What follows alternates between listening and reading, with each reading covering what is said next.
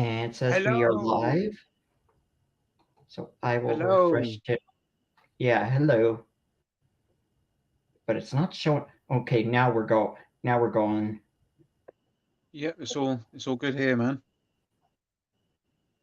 Yeah, we're live on YouTube now as well. Just not on. It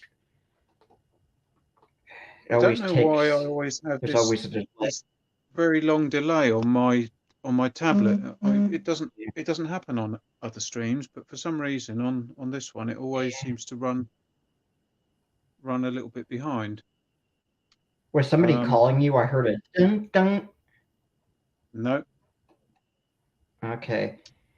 Travels more with Jason was the first one in the chat today, and he says, "Evening all. It's nice and below 1 here in the UK. Hi ho, you Tim. You got it a bit warmer than us poor us sods." Yeah, it's been a bit cold here in the UK. There was a light dusting of snow this morning when I looked out of the window. And then I just said hello to Travels and More with Jason, and now Joe Dubecky's joined the chat. He says, "Early bird catches the worm. I've been trying so hard to be done with this project I've been stuck on. Looking forward to the escape." Thanks for joining And us, Joe. he says, "As for weather update here in South Florida, 64 degrees and breezy." Ah.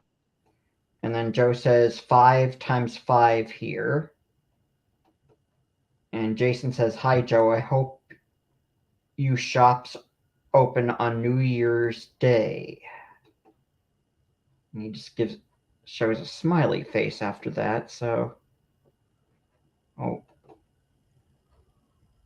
says, "Hi, Travels North, Jason. Pardon my English, not so good."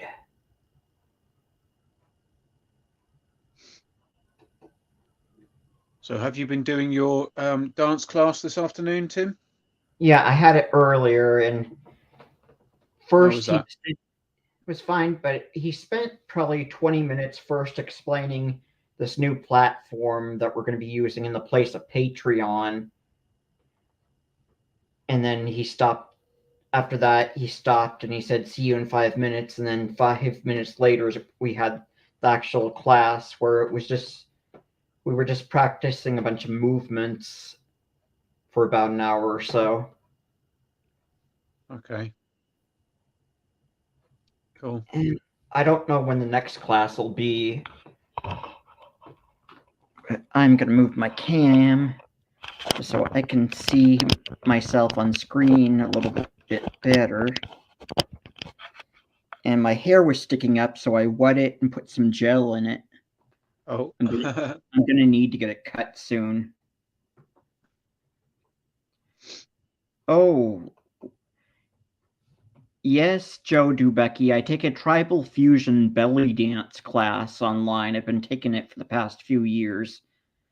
And we've got your Muslim uncle in the chat saying, "Hail, Tim Hayes," and Monkeyboy's Toys. He's someone I met in Midnight's Edge chat. Uh-huh.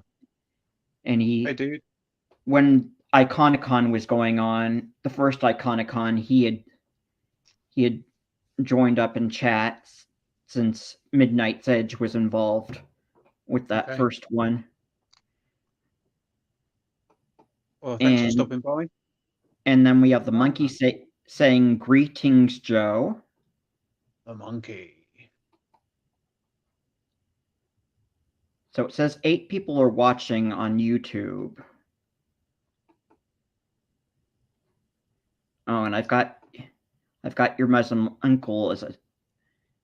Didn't know I made him a mod, but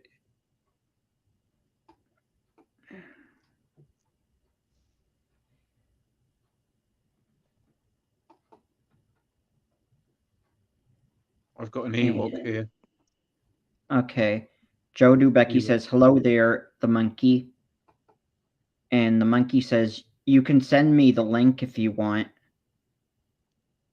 Okay, the monkey. Is Ewok sleeping? No, she's just here. Look. Here she is. Okay. She wants something, it looks like. You got some Yeah. food there? No, she likes the smell of my vape. What's it scented as? One of them is lemon custard, and the other one is lemon and peach. But she likes She must like she that. likes the smell of them. Yeah.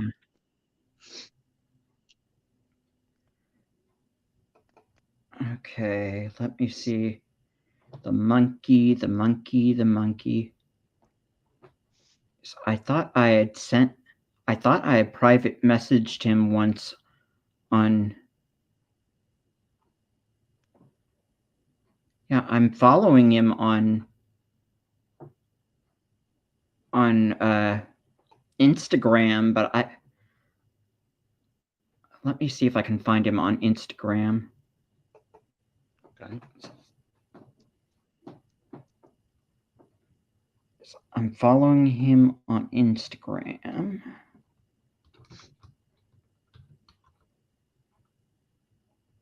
Yeah, the monkey from YouTube. I believe that's him. Yeah, should be. Looks like he's changed his name because he used to be the original YouTuber, the monkey. And it looks like he's gone back to the monkey now.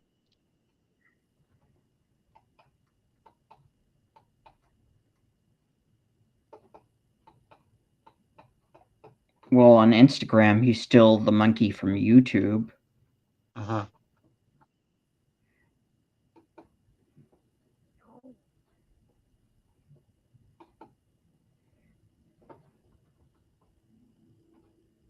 And your Muslim uncle says, Ewok, great name. Yeah, that's the name of his cat.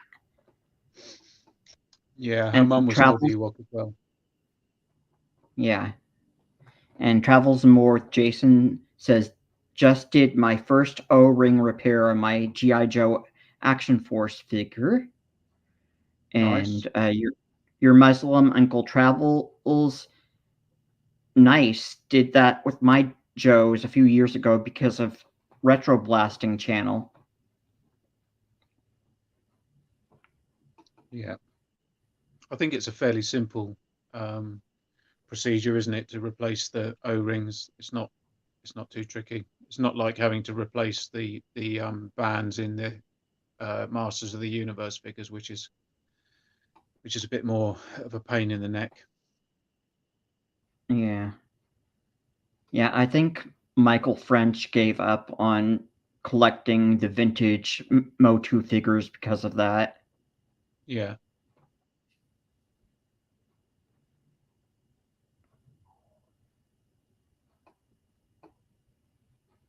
And Joe Dubecki says, congratulations at Travels and More with Jason. And he says, Joe Dubecki says, those Motu leg bands are a bitch. Yeah. Mm-hmm. Like I said, Michael French just gave up on collecting those figures because he got that just got too much for him to do. Yeah. Yeah, they are a pain in the neck. And Travels More with Jason, it is easy, except if the screw is rusted. And your Muslim uncle, I never done the Motu figs. With G.I. Joes, the crotch piece can be delicate. Yeah, once the Joe's crotch bit breaks, it's game over, isn't it? So you have to be very careful with those. Yeah, well, I think Travels, or not Travels, Salvador of 2 Cents Toys fixed a crotch piece once, and I know Toy Pool a one time just reconstructed one out of something like plastic meld or something it's called. But I've got the monkey waiting. So hello, the monkey. How do you get out of the private chat? Okay. I'm out of it. How are you two doing? You're okay, thanks, man. Good to see you. Good to see you too. I was so busy the last couple weeks. I actually, I made it to your stream, Tim, just as you all were saying bye. Yeah. But Oh, Santara, good evening. but I'm very happy that last week seemed to be pretty jumping for you guys. Thanks, man. Yeah.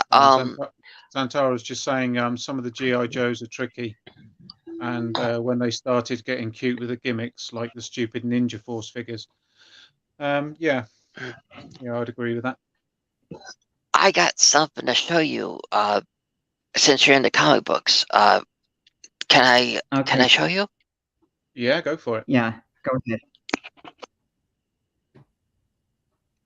So it's Spider-Man. Spider-Man. So Spider-Man. Yeah, it's hard for me to see because you're just in a little rectangle. Yeah, you're gonna have to push it over a little bit more. It says Spider-Man, Spider, and Gwen.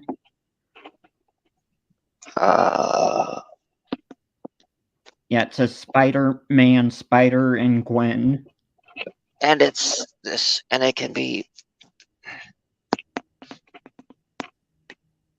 Excellent. So it's the crossover issue that has Miles Morales as Spider-Man and Spider-Gwen in it, as you can see right here. Yeah. And I will say I really love this issue because unlike the other film, unlike the other adaptions, in this very first issue, he is unmasked by his father in a multiverse, and his father kicks his ass. Oh, I thought the multiverse was just in the movies. Nope, it's in this issue too. There's actually more issues, but I love this one best because of the cover art. Mm-hmm. Cool.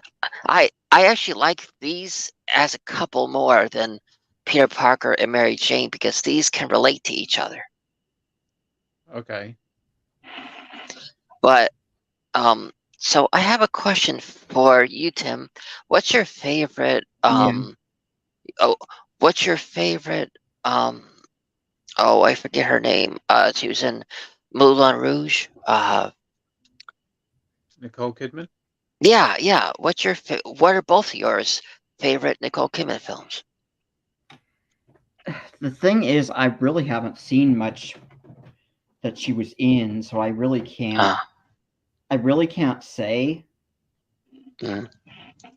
I thought she had been in Top Gun, but I had never actually seen that, and I don't. Found out she wasn't in Top Gun. That was Kelly McGillis. Yeah. Actually, that was Meg Ryan. Not in Top Gun. Yeah, No. I thought it was Meg Ryan in Top Gun. No, it's Kelly McGillis. Oh. Maybe Meg Ryan was in the new one. Maybe that's what you're thinking of, or maybe you're thinking. Maybe you're thinking of Iron Eagle, which was something similar to Top Gun. What about you, Monkeyboy? What's your favorite? I think was she in Dead Calm? Am I thinking the right movie? Dead Calm. I think that's the one she was in. That was quite good. I haven't seen many Nicole Kidman films. I don't think. I quite liked is it Wolf with Jack Nicholson, the werewolf movie? Yeah. Yeah, I like doing that.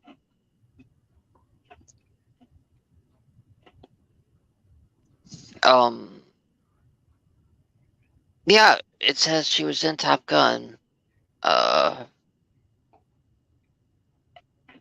to see what part she played. She played Carol Bradshaw. Oh, okay. Was Kelly McGillis in Top Gun? Yeah, yes. They both were in it. Yeah. Kelly was Charlotte. Okay. Good evening, Delvian.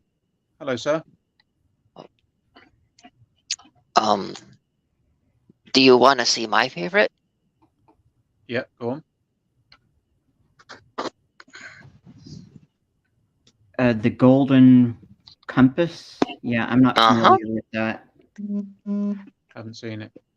Oh, it's really good. And look, she's even on the back cover of the slipcase. And can you tell who else is on it? No, No, not I can't too tell. small. I can make her out, but I can't make out the man. Daniel Craig. Ah, I've heard the name, but I don't know him. James Bond. I haven't seen Oh, every James Bond, so he's more of a he must be a more newer James Bond than what I'm used to, because I'm more retro with James Bond. I think maybe Roger Moore. I stopped at the Roger Moore movies. oh, okay. I might have seen one or two Timothy Dalton movies that were James Bond, but I like Daniel Craig. He's probably my favourite Bond, if I'm honest. I thought he was really good. Yeah. So what's your guys' favorite holiday, if I may ask? Oh, okay. Hold on, Monkey. Delvian's checked, and apparently Meg Ryan was in Top Gun. Yep. So. Yeah, and Kelly McGillis was in it as well, but no Nicole Kidman. I used to think that was Nicole Kidman was one of the actresses in it, but she wasn't. She might have been in that one Irish immigrant movie that I think Tom Cruise was in. So what was your question, Monkey? What's your both favorite holidays? Yeah, I said Halloween. Oh, yeah, okay. Halloween is my favorite as well. Yeah. Did any of you have any did either of you go out on Black Friday? No. Oh, well, I went a few days before, earlier in the week, and I picked up a very awesome steelbook. Would you both like to see? Yep. Snow White. Yep. And if you look, it's actually in 4K. Ah. Yeah, I don't have a 4K player. Monkey, is your phone on a stand or something? No. It's in my hand. See? If you tilt it sideways, it will. There you go. Okay. That's a bit easier for us to see what you're showing then. This is the back, but it's a steelbook. See, and Cool. I just love it so much. I mean, do you realize that this is the most this has the most evilest and brutal villain in it, because try to think of another Disney animated film where the villain wants the heroine's heart carved out of her chest by a hunter and stuffed in a velvet box that you have to lock with a key, where she will have it on her lap at all times. It's pretty gruesome.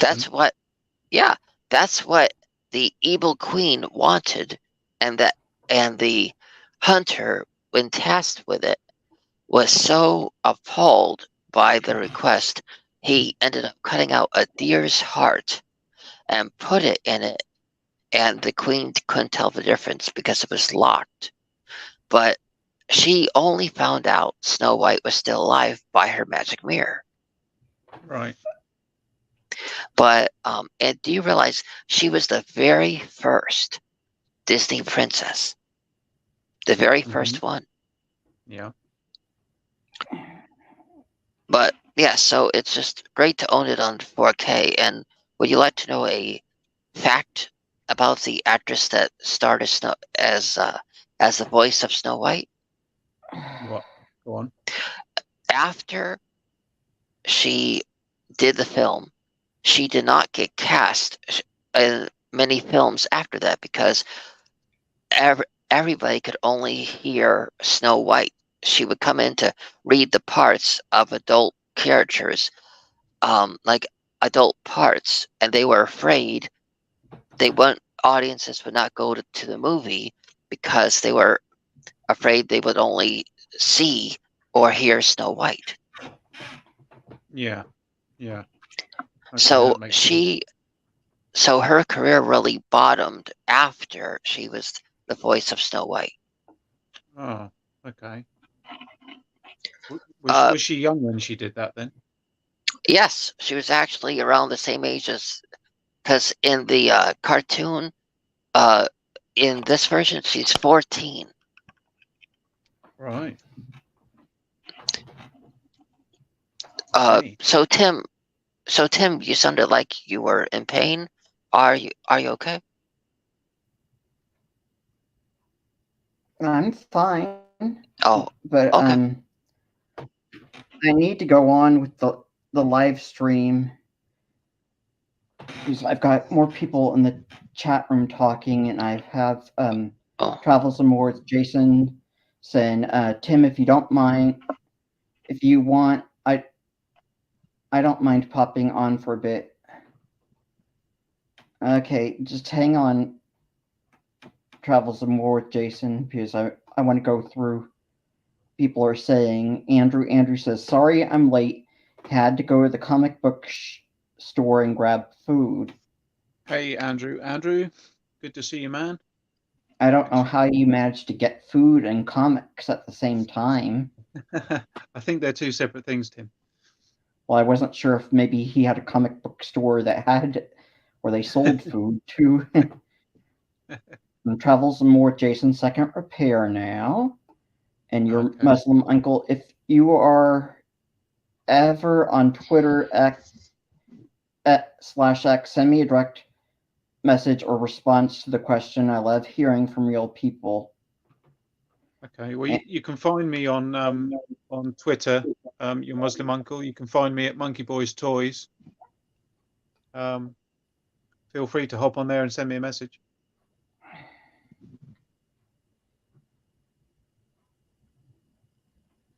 So, Andrew, which comic books did you pick up?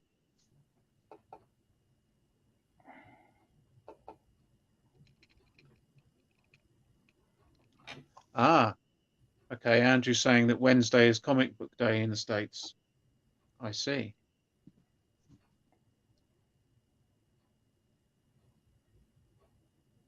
And your Muslim uncle saying favorite national holidays, and it looks like he loves just about all the ones we have in the U.S. And Retro Ed UK saying evening all. Nicole Kidman was in Days of Thunder with Tom Cruise, the driving alternative to Top Gun. Okay, that's the Indeed. That was a more modern one I remember she did with him. Thanks for stopping by, Ed. Yeah, Days of Thunder. I think I saw that at the cinema when it came out. And your Muslim uncle. So the show once is actually truer than the cartoon. What? Oh, Once Upon a Time. Yeah, it's been a while since I had seen that. I don't know if I think that's not even on the air anymore. And Universal Toy Collector, hey guys, ho to the chat. Hello, Sue. Thanks for stopping by, man. Jason, hi Stu, Andrew, Ed, and your Muslim uncle. How long has it been in 4K? Sounds great, and this is what I love about Tan channels. All the lore you miss unless you wiki, etc. Everything. And Universal Toy Collector says, hey Jason. And Retro Ed, hello Stu and Jason, Joe DeBecky, Andrew. I haven't purchased a monthly floppy in years. I picked up the new Image, G.I. Joe, and Transformers. Good or Joe was good. I'll read Transformers later. Okay.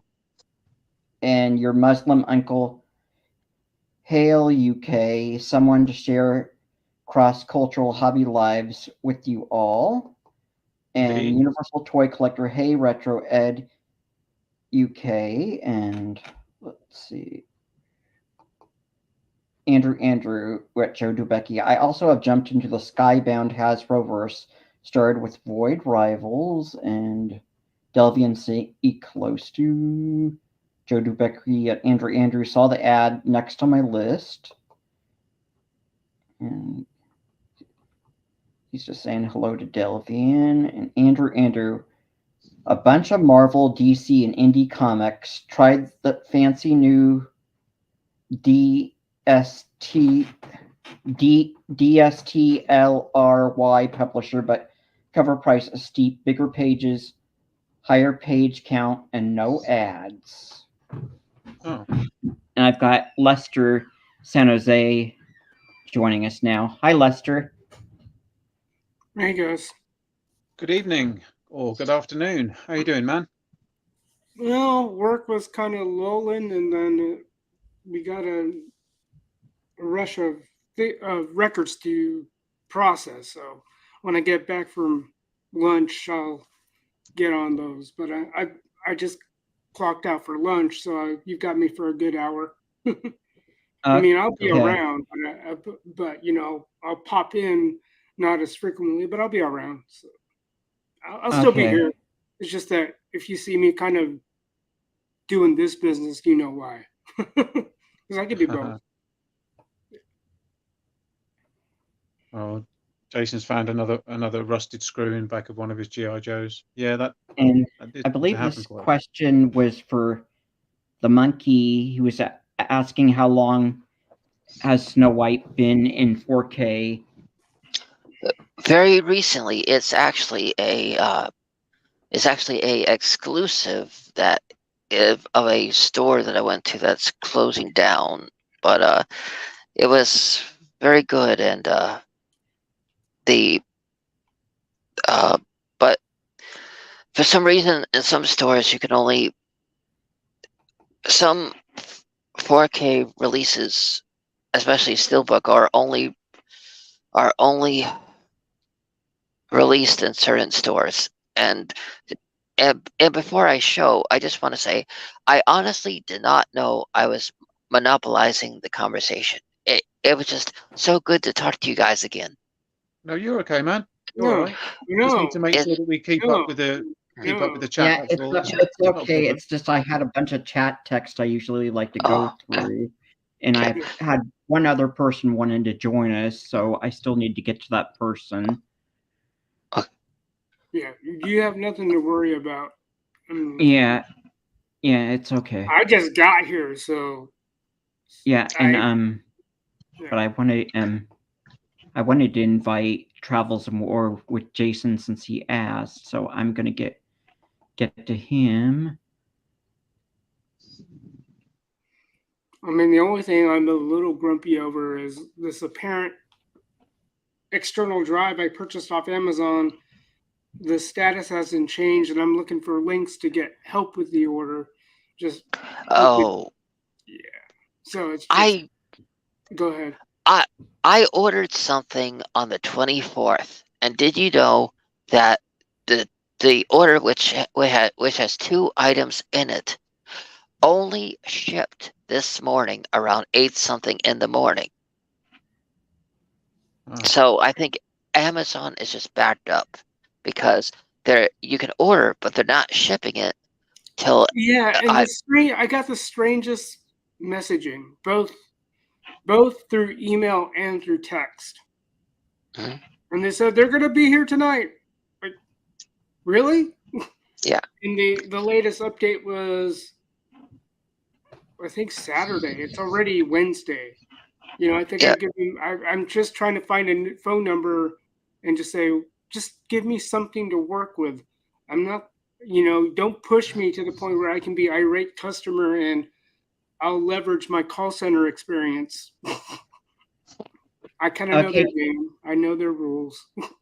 Okay. Travels and Worth, Jason, I sent you the StreamYard link on Facebook, so it's in Facebook Instant Messenger. So if you want to join, I sent you the link there. Now I got a treat for Andrew. Andrew, are you ready? Okay. You're good at rhyming. That ain't no lie. But I do this rhyming thing all the time. You may think you're great. You may think you're swell. But come back at me at a year and see if you're still doing well. Oh. I've been rhyming for over a year, so I got a lot of experience at it.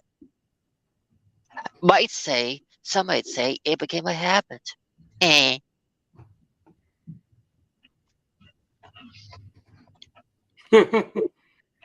Oh, wait, the way comparison. Yeah, Andrew's saying, by the way, comparison, if Toy Polo is 100 at toy repair, I'm a -3 at it. Yeah, I don't generally try to repair anything. Maybe a bit of gluing here and there, but that's about it. Anything more than that, I don't do anything. Yeah, I might need to, like, the thing with me, if I were to do any kind of additions, subtractions from figures, I would have to do some whatever sleuthing I need to do, but I just need more time. Like I had to have totally nothing to do in order for me to delve into that stuff. It's like me learning how to take apart a computer all over again. So I mean, I just want my figures to look and work well. That's all I want. Yeah.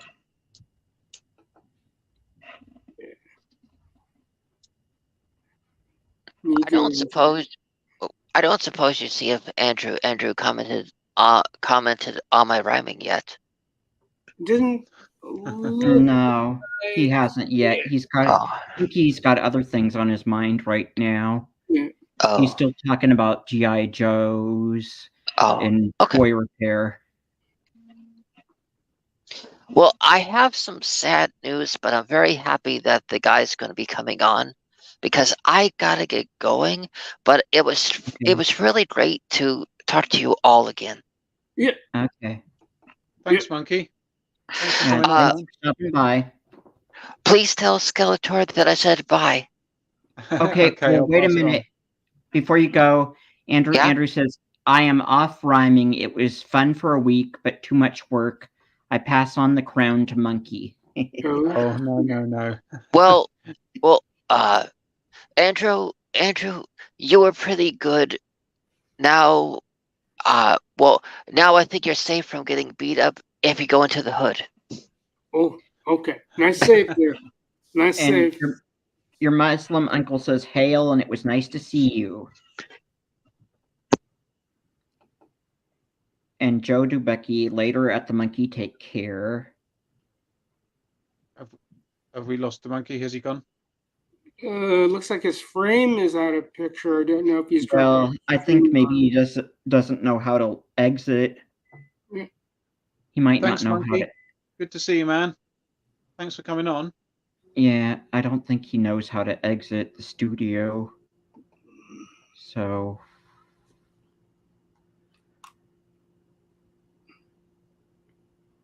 You might have to do it from your end, Tim. Yeah.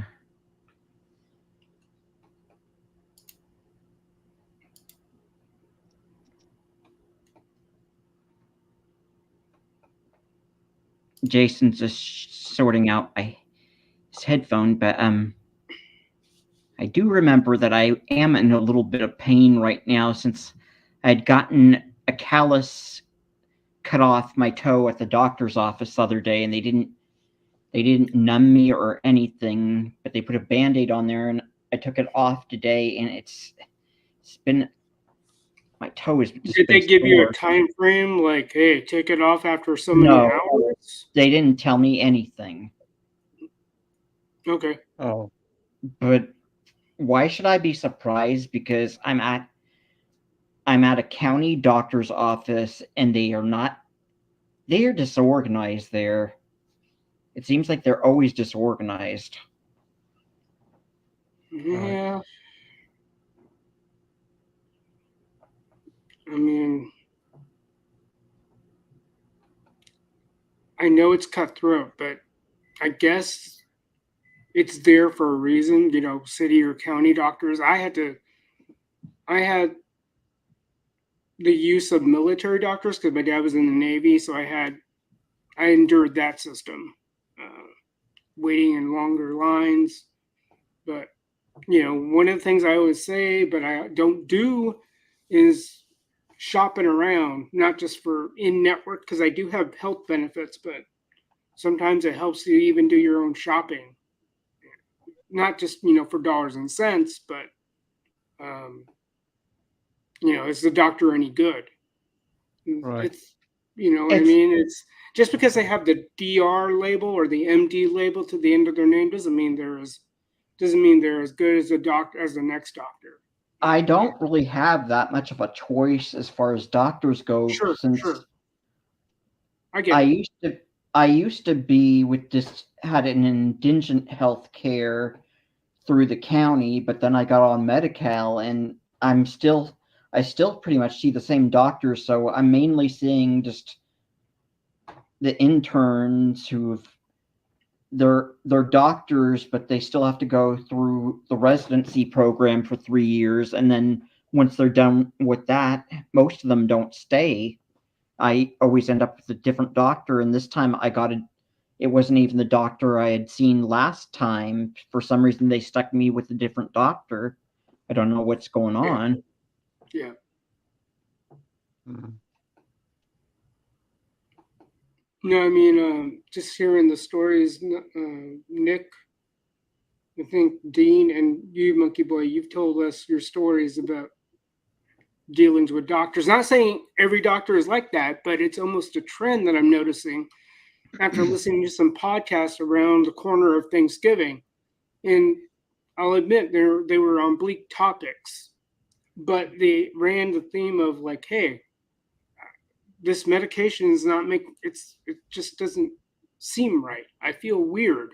I'm not, and he's not getting the help he needs, or at least, you know, he's getting a sense of like, can you at least explore this possibility that something could be going on with me? And the doctor's like, no, you seem fine. And it's like, really? Because I would like to think that doctors have to keep up on literature, not just for the sake of keeping up with it, but at least test the literature. Yeah. You know what I mean? Yeah, I think they do. I'm sure they have to. They have to. There's some kind of checks and balances right. And there must be, surely. I know pharmacists do, so doctors I'm sure must have to, but don't know.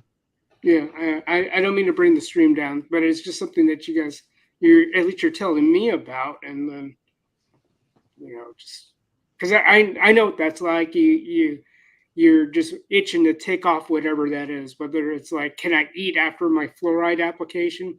That was always a pain to me as a kid. Like, I can't do anything for like 30 minutes to an hour. Like, they tell me not to eat anything. Great. Right. But I think it's gotten better. But yeah. Tim, I don't think I've asked you the question. Did you get to enjoy your holiday at the very least? As much as I could. So, in the US, they require. Yep. The what is it called? The CE credits, CEP, or continuing CPE credits. That's what they're called. I remember having to set up a webinar just so that we can be one of those businesses that can offer that. Like my company, it does weekly webinars, and depending on the topic matter, they'll, hey guys, those who want CPE credits, you'll get one for attending this webinar. So that was a trip trying to set that stuff up. But yeah. Yeah. Anyway. What about you, Monkeyboy? What have you been doing? Because I know you guys don't exactly have Thanksgiving, but I know with the holiday turnaround, I don't know what you guys transition through, because I know Halloween finished. at the end of that November. I mean, at the end of October, and then what do you guys tend to do? Because even I I'm on the 5th of November is what we call bonfire night or Guy Fawkes night, and that's when we so that's kind of a, I guess, a celebration in the UK. We have fireworks and stuff like this and bonfires. Okay, see you later, your Muslim uncle. Thanks, Muslim uncle. See ya. November the 5th is when we celebrate, if you will, the failed attempt by Guy Fawkes to blow up Parliament in whatever year it was. But then after November the 5th, our next holiday is then Christmas. Oh, okay. Yes, yeah, Joe. Yes. Remember he's saying remember the 5th of November. So what is that? What's he referring to? What Monkeyboy was explaining. Yeah. It's a rhyme about the November the 5th tradition. And it's about the gunpowder plot where Guy Fawkes tried to conspire to blow up the Houses of Parliament, but he was unsuccessful. And so now on November the 5th every year we have fireworks and bonfires, and we burn effigies of Guy Fawkes. So and sort of back in the day, kids used to make a dummy and push it around the streets, and they would say penny for the guy, and you would and people would donate small amount of money for the cause, and then they would put the guy on a bonfire and burn him. I don't think they do that so much these days, but we certainly have fireworks and that sort of thing. APD's in the chat. Hello, Nick. Hey, buddy.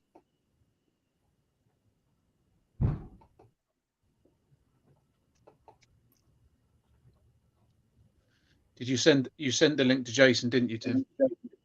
Yeah, but it's taking him a while to set up. Okay. Xantar is saying only in England would you celebrate the second in command's failed plot to get rid of a bunch of politicians. I think she wishes we had that in the States. Well, I don't celebrate 5th of November because in my opinion, I think it would have been better if he had a blown up Parliament, but there we go. That's a controversial opinion. Yeah.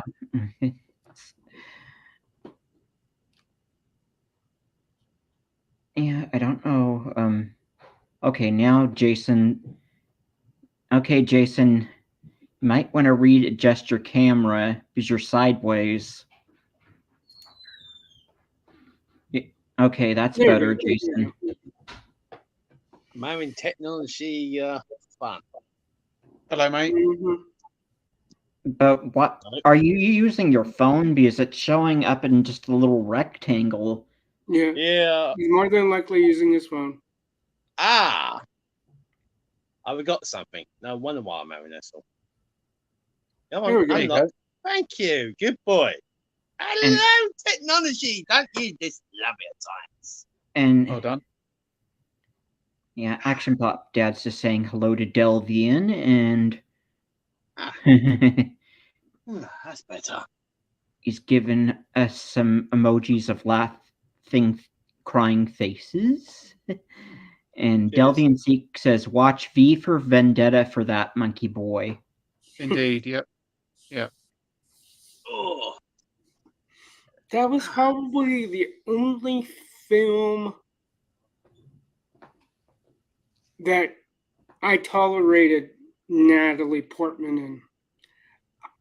I don't know, maybe I'm in the minority, but I mean, she was easy on the eyes. That's probably the only reason why I knew of her, because she was doing the rounds back in the day for Phantom Menace. Like I knew about The Professional, but I didn't know about Natalie Portman until like, oh, that's her.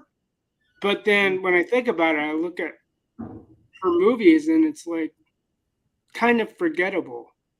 I don't know. I don't know about you guys, but I just didn't find her as compelling of an actress. Just like, maybe you can help me out, tell me a film I should check out. But she was good in Black Swan. yeah, I think I heard Never about seen it. that. Yeah. That was quite a weird film. Samtara was saying there was a similar gunpowder plot in America which would have killed Lincoln and his cabinet. And she's surprised it's not a well-known story. Yeah, I hadn't heard of that. They probably got the idea from our lot. Maybe, yeah. Well, Yeah. speaking of Lincoln, when I was at the 1600s, what's that? wasn't ones around the 1600s when he tried to blow up the Parliament? Something like that. Yeah. Yeah. I don't remember when. Yeah, but as far as Lincoln goes, I remember walking in the charity shop one day, and I was tempted to pull the trigger on it, but it was the Lincoln Vampire Hunter movie. I was just about to say yeah. that. Did you hear about the Lincoln Vampire Hunter? I haven't seen that. I did buy it a long time ago, so I think I've got it. I found it at the charity shop, but I haven't watched it yet. Bought anything today? Not really. I mean, I did get some DVDs earlier in the week, but nothing hugely exciting. Yeah, and we haven't gotten around to showing off any stuff that anything new we got. I'm waiting for my external drive, and I might just like cancel that order out of frustration, just because I needed something to back up the media that I've archived. So because I have it on my internal RAID 1, yeah, I can keep it there, but at the same time, I want to make room just in case I get another couple of 4Ks or Blu-rays. It's just I'm just a little frustrated because I ordered it thinking that I would get it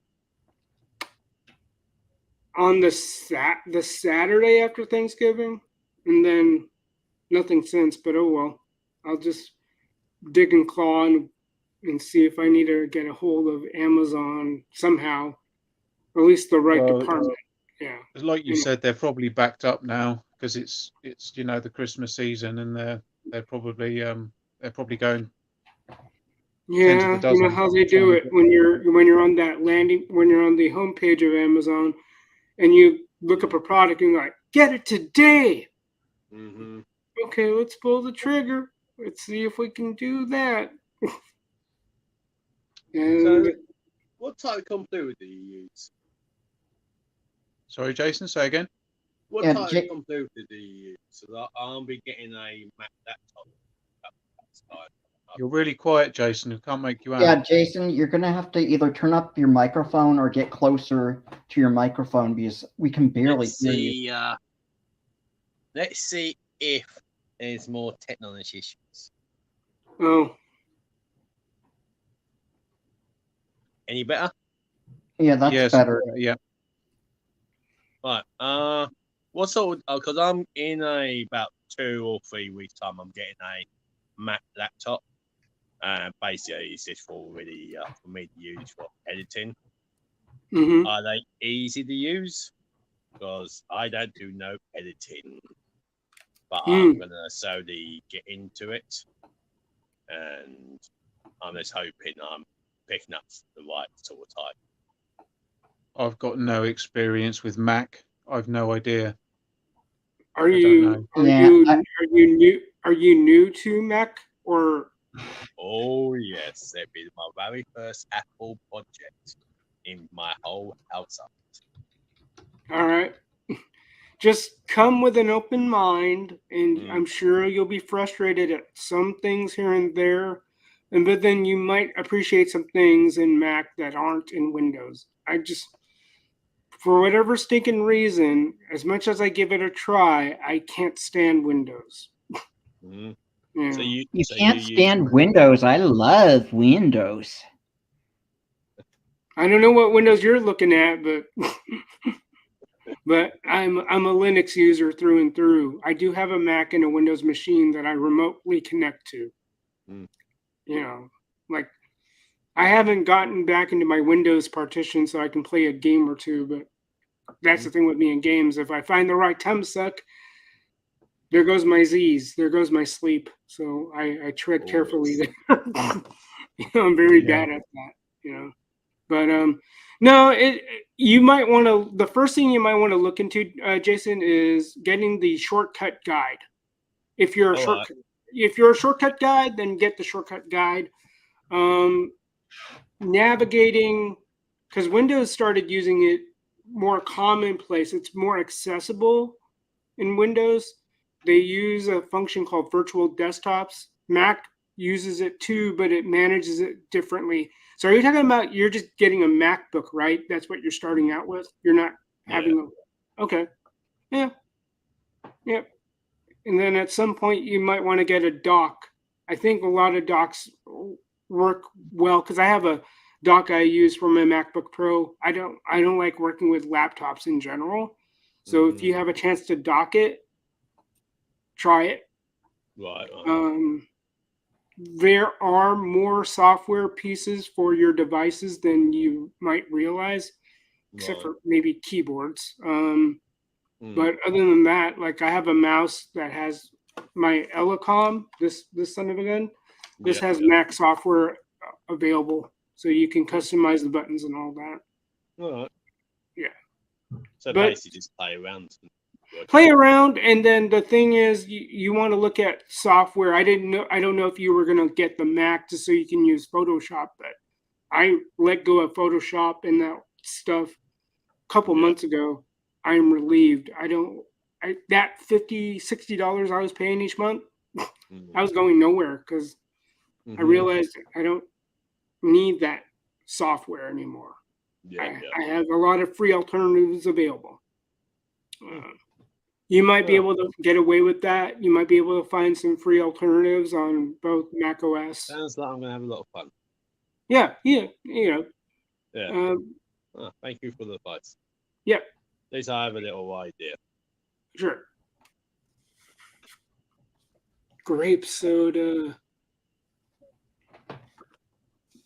American style grape soda.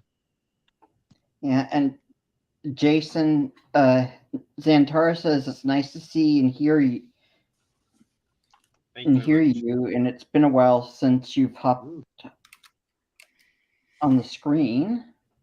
And then Andrew says, Amazon surprised me. I got a $10 price break for my pre-order. My G.I. Joe Transformer toy showed up last week, originally scheduled for the end of January 2024. Nice. And Zantara says, someday, Lester, I'm going to build myself a house with no orifice other than a door, no windows for his Apple house. Oh, I see where she's going with that.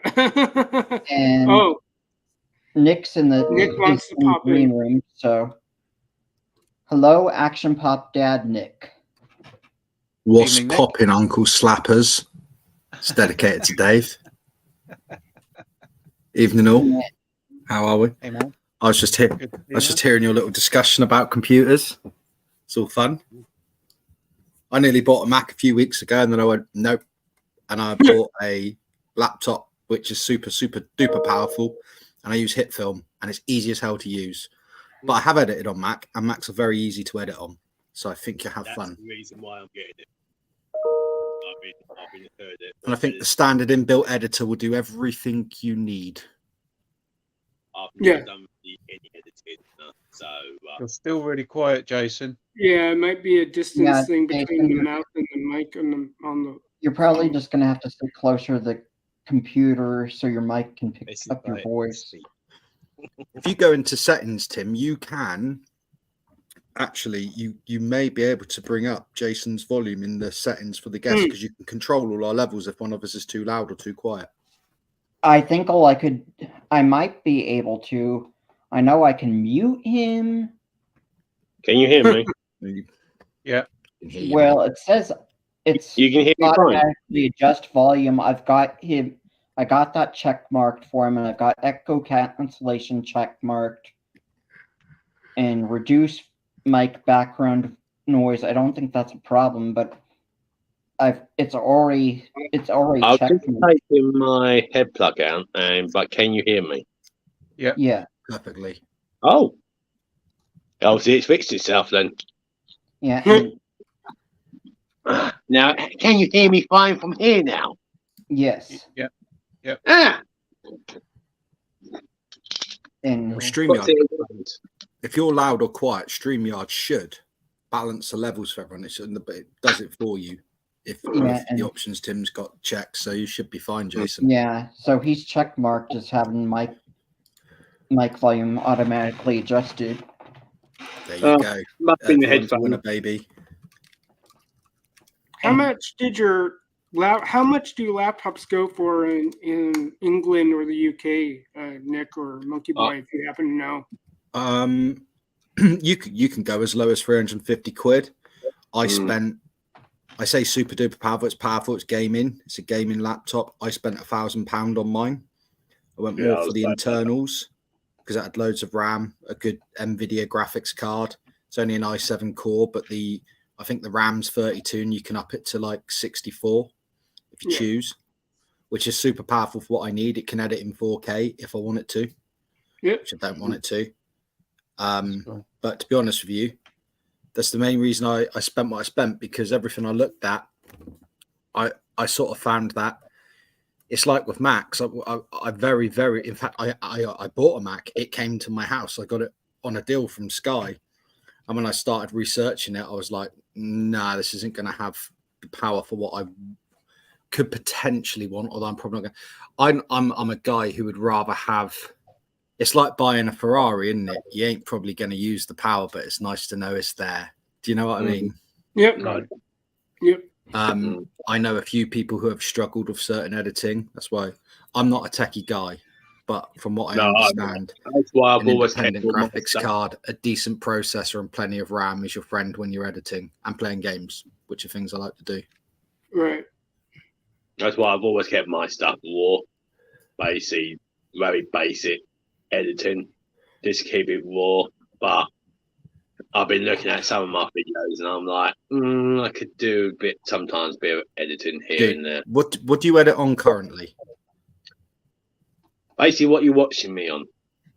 Right. Okay. So when you go into your Mac, it's not going to be massively different. The things will be called slightly different things, but the principles are exactly the same. Every editor I've ever used, it probably takes me half an hour to an hour of adjustment to learn certain things, but they all do the same things. Obviously, I pay for Hit Film, but I pay for like the medium package because there's certain things I don't need. For instance, I needed a snow effect this weekend. If I'd have paid for the more expensive one, that would have been built in. But then I could do a blend effect by meshing it. So there's ways around it. And to be honest with you, mate, if you want to learn, the fun thing with editing it is you just got to have a go at stuff. I know you just want to do basic. That's how I started. Basic editing, once you get in the flow, it's quite quick, quite easy. It's quite fun to experiment because you'll just find cool little things you can do. But you just little challenges, man. And the important thing is anything you don't know how to do, YouTube, because there's always someone who will tell you how to do it. Oh yes.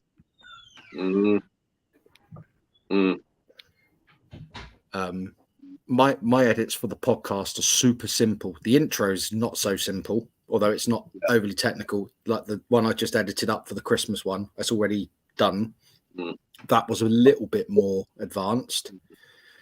But I like to challenge myself every time I do a project just to go a little bit beyond, you know? Yeah. But all you really want in editing is clean and crisp, I find, you know. And the most important thing is probably audio. I used to watch somebody who I think some of us know of this person. A person that who likes to cause trouble.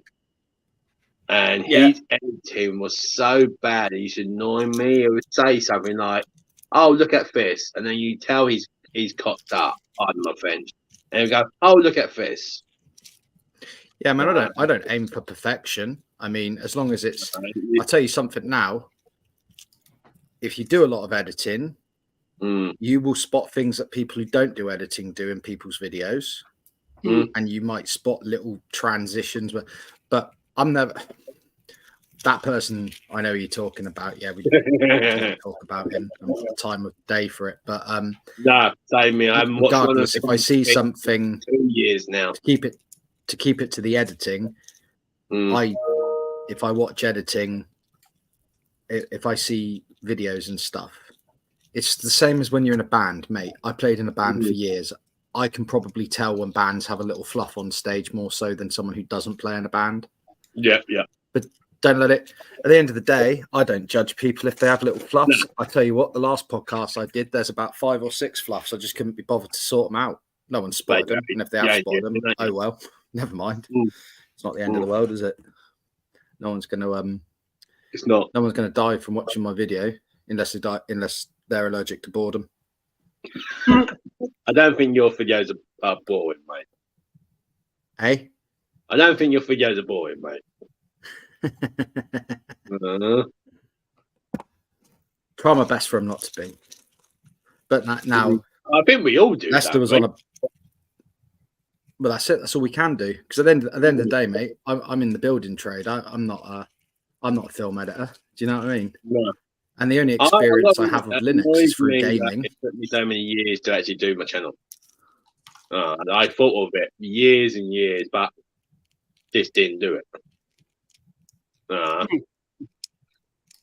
Andrew, I've been using I use Audacity for because I use Audacity for bits and pieces because I do 2 edits. Obviously, do the actual podcast for the upload it as an audio thing to all the platforms on my RSS feed. But then I have to do a slightly different edit for the YouTube video.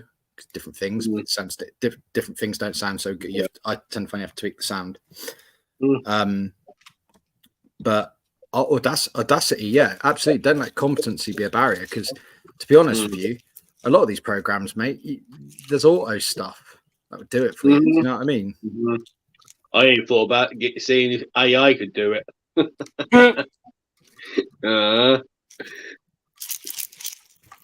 Clean, crisp, decent visual, good audio, can't go wrong. Yeah. People will enjoy it. Mate, I've seen channels that have got 1 million subs and they don't do anything more than in the basic. It just depends what. Yeah.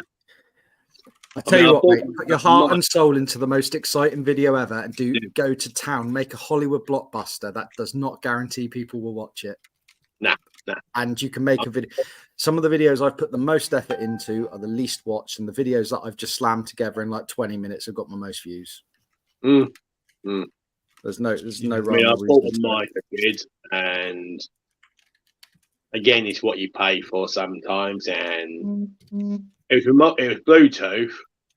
But what I found is when I was recording, sometimes it records everything I said, and then sometimes it wouldn't say anything. So the connection must have been dropping. So the whole video I had done, I basically had to chuck it on my Patreon because half of it was like, not picked up no sounds, and the rest of it was like, how are we? Look at this nice toy I picked up. So Bluetooth can be a little bit of a pain to work with. I tend to prefer a wired mic where possible. Same when I used to be in the band. My wired mics never let me down. My wireless kit, however, I used to. Yep. So yeah, I'm the same way. I had to charge my rechargeable batteries for my controller, which I also use for my wireless mouse. And I go, great, I have to wait for that stuff to finish, and then I still have a wired mouse, and I will likely never go with a wireless keyboard because I find it pointless unless I have a gargantuan TV and I can just sit and do my work. But I'm still very much a wired keyboard. I use a $5.99 Amazon Basics mouse. Yeah. Optic one with a roller wheel. Never lets me down. Now you can't have my drink. Yes. You know you're pretty. I kind of want to lean in and give Monkey a kiss. Where is he? There you go. So I see you lads had quite a lot of fun with Dean on the other day. I came in too late, so I couldn't pop on. Oh yeah. Yeah, it was You good. look Stream. quite Enjoyed drunk, it. actually, What Monkey stream? Boy, on the stream. Sorry. You look quite drunk on that stream, you did. Did I? I was looking up in, blimey, you look the, you know. No, I wasn't. I wasn't drunk. I don't get drunk. Huh? No, Was you it's really just, tired? it's just the way I look. It's just the way I look. I always Mm. look stoned or drunk, but no, I'm not. Mm. No. What does this I don't remind eat. you of? An evil bomb filling. Mhm. What's No, your cat's I name enjoyed again? I've that forgotten. stream. What's your cat's name, Jason? I forgot. Beefy. Ah, that's right. Yeah, Beefy. Mm. Beefy the feline. Yeah. And she knows it. Don't you? Mm. Well, I have two owners as well. Mm. So Yeah. I was chatting to Dave on a video call the other night, and Ewok just came in and started aggressively headbutting him, like, "Pay me attention, pay me attention." Yeah, she does that as well sometimes when I'm talking on a phone call, or she'll come in and so like, me? Or if I'm doing a face talking to somebody on, she'll come right up to the phone and it's like, not talking to them, me. The Hey. best thing my cat's ever done. I've only had him a year. Mm. It was the morning I was taking him to be castrated. Oh. He was just old enough to have the old snip, have his pockets picked, whatever you want to call it. And it was a Saturday morning. I had to drop him off early, and I got up, was running a bit late. Got to get Billy in the box. He was only little at the time, and he's a water baby. He loves water. Jump in the shower. He gets in the shower with Carla. He's always wet, that cat. Right? Anyway, I'm stood having my morning wee, the most toxic wee of the day, the one that can burn a hole in the porcelain. Billy jumps like one of those squirrel rats across the pan, all four paws, and he gets a fat stream of piss straight down him. Literally 5 minutes before I've got to put him in the box and take him to the vet. So there I am, like, Jesus Christ, stop shaking. He's shaking his pee going up the wall. The cat's dripping pee. I got pee all down me because obviously where he's jumped, I've peed everywhere. So there I am with baby wipes, trying to wipe the cat off, knowing that he's got to go for a sterile operation. Brilliant. Why is your cat wet? Oh, I weed on him this morning. Brilliant. I told them what happened, and I said I've cleaned him, I've washed him. I did get him quite wet and wash him, and they were laughing because I had to be honest in case they said, "Oh, we can't," in case he gets an infection or something. Do you know what I mean? I told them what happened, and you could see they were dying with laughter. I'm so sorry. I've cleaned him. I have cleaned him. But he just, when cats look slightly damp where they're drying off, of course, he was only, he was tiny at the time. Yeah. I'm like, you little piss rat, what are you doing? Cats, man. You can also rely on a cat. You can. That was Billy's greatest hit. He's not topped that one yet, but not yet. Not yet. Well, he's got a habit of climbing on the doors. You can get up on the top of the doors. Oh, he's one of them cats. Yeah. He's an idiot. I'm lucky. Which one don't do that? Yeah, I see all cats are. I've said this for many years. Our cats, if with their personalities, as much as we love them, if they were humans, we wouldn't. They're not people we would like because cats are dicks. Yeah. But we love them. But you know, we tolerate stuff from our cats that if human had those character traits, we'd block them and we'd never speak to them again. Cats, man. Definitely. I mean, I they quite just like that about cats. I quite like their attitude. I think it's quite funny. well, I do. That's why I keep getting them. I've literally had a cat my whole life. I can remember. There's always been cats around, but I don't think I've ever had two of the same personality ever. Right. If anyone says cats don't have personalities, like, yeah, they do. I don't think I've had the same either. I had a gizmo once. It basically was like a Persian type of a cat, just a Mongol, or whatever you call a cat version of a Mongol. But it looked like a Persian cat, basically just like Gizmo around Gremlins. Right. She went out with her brother, who looked just with a normal tabby, black and white. No, not a tabby. Short hair, black and white cat was her. Basically, they're both brothers. The black and white cat came back. Gizmo didn't. Oh. I still reckon somebody pinched him because he looked like a Persian cat. Right. Yeah. No, sorry to hear that. Cats, man. I mean, the only thing with cats is when you live by yourself and you want to do traveling, like any pet, you've got to find somebody who's you can trust to look after them. Yeah. I'll tell you what's an absolute game changer. Sorry, Dave, carry on. No, go on. Just if you have people come in to feed your cats, we've got a timed cat feeder, right? So and you can put an ice pack in the bottom of it as well for if it's summertime to keep the food cool. So they've only got to come around once a day because they can feed them like in the evening or morning, whatever one, and you can set it to open up on a timer. Little dishes open up. Oh, so that's a game changer for people if they look after your cats because they haven't got to come in twice a day. I'm lucky cool. my neighbours does it, so it means that this little one can actually go around instead of getting cooped up indoors. Where a friend of mine used to come around, and basically poor Moggy who had to end up staying indoors all the time I'm away. Even that she is semi-indoor cat, but she also is a semi-outdoor cat.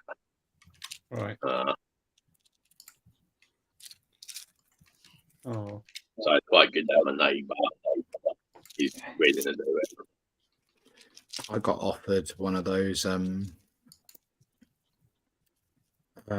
savannah cats. My sister, her friend, she heard I'd lost my cat. Didn't lose him. I wasn't clumsy. I didn't put him somewhere and not find him. He went on. And my sister's friend, she breeds savannah cats. And she heard that I was heartbroken. She's like, if he wants a cat, I will give him a cat. I did a little bit of research on these cats. No. They're huge, man. They're huge. Like, they'll stand up on their back.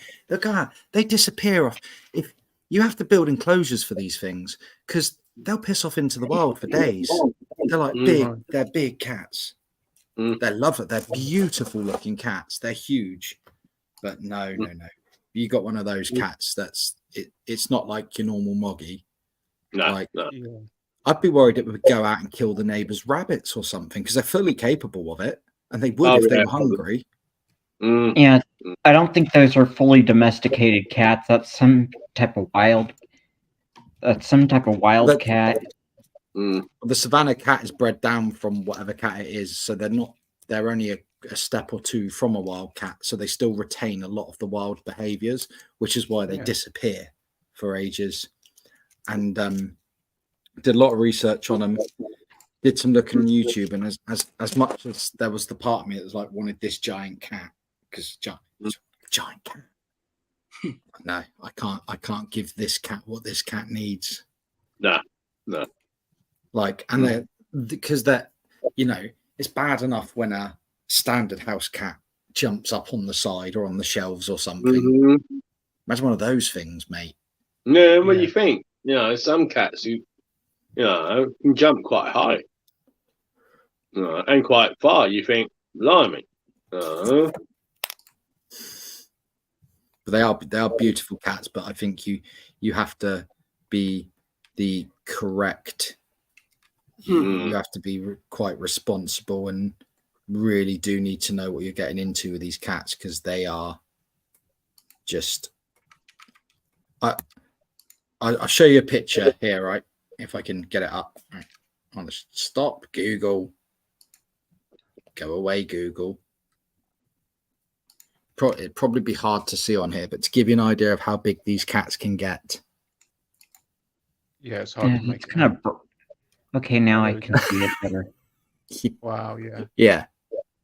Like, they don't all get that big, but they can. They have the potential. That's cool, isn't it? Cool. Yeah. I mean, face it, Dave, if you have one of those, imagine walking one of those down the road on a lead. How cool would that be? I think those are probably pretty expensive cats, though. Very expensive, but my sister's friend, because she knows I'm a through and through cat lover, it's a very kind gesture. And, you know, had I have took it on, I would have done everything I would have had to have done for it, but it was a bit...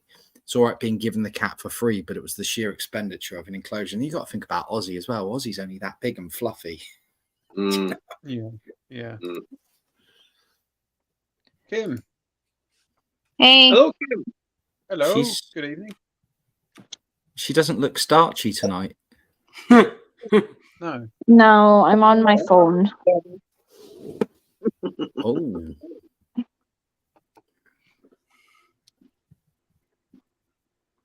Oh, Zantara. She says. Sorry to hear that, Zantara. Sorry to hear that. It's the most heartbreaking things in the world. I really do feel for you. We know that feeling. Sorry to hear that, Zantara. Oh. Yeah, no, I really do feel for you on that one, mate, because yeah. That is a hard one. Kim.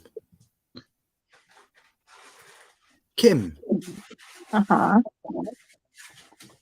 Why are you on your phone? You're never on your phone. Is she not home yet? Because I'm not long home. See? It's not logged on. Didn't you go out tonight, though? You've been somewhere. You've done something, Yes. haven't you? I went for dinner for my friend's birthday. That's right. I knew you had something on. Was it a nice meal? Yes. I am full. Cool. We need to work on your talking about food skills. I've told you off with this before, mate. I want to hear. I want to hear what you had. I want to see pictures. I want to know. I had chili squid. I had sweet corn cakes, and then I had prawn pineapple fried rice Oh. with a virgin pina colada. Nice. You were living it up tonight. Although I was very upset. I wanted mango sticky rice for pudding, but they didn't have any. I had that in. Obviously, you went to a Thai place then, or Asian. Yes. But I I had went to a Thai place. in Bangkok. Oh, that's so nice. Can't wait till I go back to Thailand. Never do papaya salad ever again. It's just too hot. I don't do the hot stuff. I'm mild.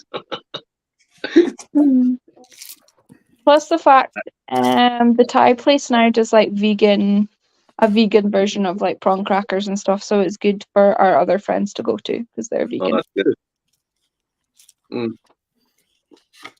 What are the vegan prawn crack? I imagine vegan prawn crackers probably. Is there much difference in the texture of them, or are they pretty much the same? No, they're basically exactly the same. The only difference is they don't cook them in fish oil and stuff like that. I was about to say that. Well, that's because that's where the prawn cracker. taste comes from. It's basically just because they cook it in fish oil. So the only difference is they just don't cook it in fish oil.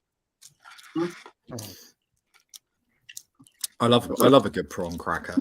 I don't think you can beat prawn crackers. Mm. Yeah, they are good. So No. unhealthy. I was out for dinner, and because we all used to work for Lush ages ago, Lush has since moved into a new location, so we went to have a sneaky peek. Mm. Ah. This is really weird story. So before I met Kim, I found out that she stayed. That when she used to work for Lush, that she actually came down and she stayed, and she was right by my house, and she would have been in the office at the same time as my friend who still works for Lush. Is there not that much of an exciting story, but it's one of those little things where you go, Yeah. all the miles you live away, and you will have met Jim, my friend. You won't remember him, but you will have met Jim. And you've been, didn't you say you went to Poole Key as well? Yeah. Been to Poole Key, man. Yeah. Yeah. Spent all my time on a train. That is the only blooming problem, isn't it? With Jason's playing musical chairs. I've just read your comments, Antara, about your little cat. I'm really sorry to hear that. That's a real shame. Said he was a sweet cat and didn't deserve to die in such pain. Well, bless him. Lush is still classed as a cosmetics company now. Or is it? I thought it was more. Was obviously. I will be honest. I probably haven't gone into Oxford Street one about 3 or 4 times. I always thought it was just soap. Yeah, but soap is still classed as a cosmetic. Oh, is it? It's a luxury. You don't need it. Oh, Soap is really? Lush started in my hometown. Why are you blushing? Because Lush, I've never worked for Lush, but most of my friends growing up did, because it was neat. It was a big employer, like in the factory side of it. Loads of my friends have, and some of my friends still work for Lush. To be fair, they do hire a lot of people down in their actual factory. To be fair, it's a hell of a. There's quite a high turnover as well, isn't there? But some people love it, and other people. It's one of those jobs, isn't it? You love it or you hate it. But I know my mate Jim. He started off in the factory, and now he does like graphic design for them and stuff. So he's sort of he's really gone through the He's really gone through the ranks of them. Yeah, because they don't just do soap now. Like, they do soap and bath bombs. They do shower gels. They do facial creams. They do makeup. They do body creams. They do perfume. All right. The weirdest Lush I ever saw was in Los Angeles at Universal Studios. Because Kim, like all the Lush stores are like basic signs painted and all that, quite basic. Yeah. The one at Universal Studio was all like neon lights and that, and I was like, that really isn't what the image of Lush is. Very unlush, but okay. I know. Yeah, no, honestly, because even we were all like, obviously growing up in a town where Lush, they've got the shop down Poole Key you would have went to, and they've got like Lush on the Nuffield where you would have went to. In our town as well. Like, that's the owner still rides around dressed like a hippie on a push bike. You still see him going around, unless anything's happened to him since I've seen him last. Which what, Mark Constantine? Yeah. You're still due me a perfume, by the way. I know. I'm working on it. But the guy who I was going to get it from is still there, but they've just had a baby, and he's on paternity leave. She's on maternity leave. I'm just going to give him a little bit of time, settle him with a little baby. That's Jim who I was talking about. Well, I'm putting off using the perfume because I'm going to run out. I can't smell you. I mean, but other people can. Yeah, other people can. I don't just sit in my house. I thought you just sat in your house and waited until I phoned you. That's what I thought you did. and just waited around for the podcast. Oh, wow, that's just so rude. Because you know I'm being deadly serious. That's just so unbelievably rude. I didn't deserve the rudeness. I'm involved once. Yeah, Nick, she didn't deserve the rudeness. She didn't deserve it at all. I'm gonna do a post on Instagram now to apologize, like when she was mean to Hey, me. like I apologized. At least I actually did apologize for being mean. Unlike some people. Ooh. Thing is, if she thought I meant it, I'd know she'd have a right grump on. I know what you do. You tell me. I know you go out. You've got probably much more of a life than I've got. Not really, because half the time my friends and I can't afford stuff. Like we all went out for dinner and we're like, none of us can afford this, but fuck it. Yeah, I bet it was quite expensive, wasn't it? Do you know what? It was only 35 quid. It wasn't that bad. And that's like for 1, 2, 3, like 3 courses and a drink. It's not horrendous. In Thailand, about 3,000 Thai baht was about 7 quid. That's mad. Yeah, but that's Thailand. Mm-hmm. I'm doing the Thailand experience. Have you been? So, Kim, have you been to Thailand? no, me and Thailand don't have the most friendliest of relationships.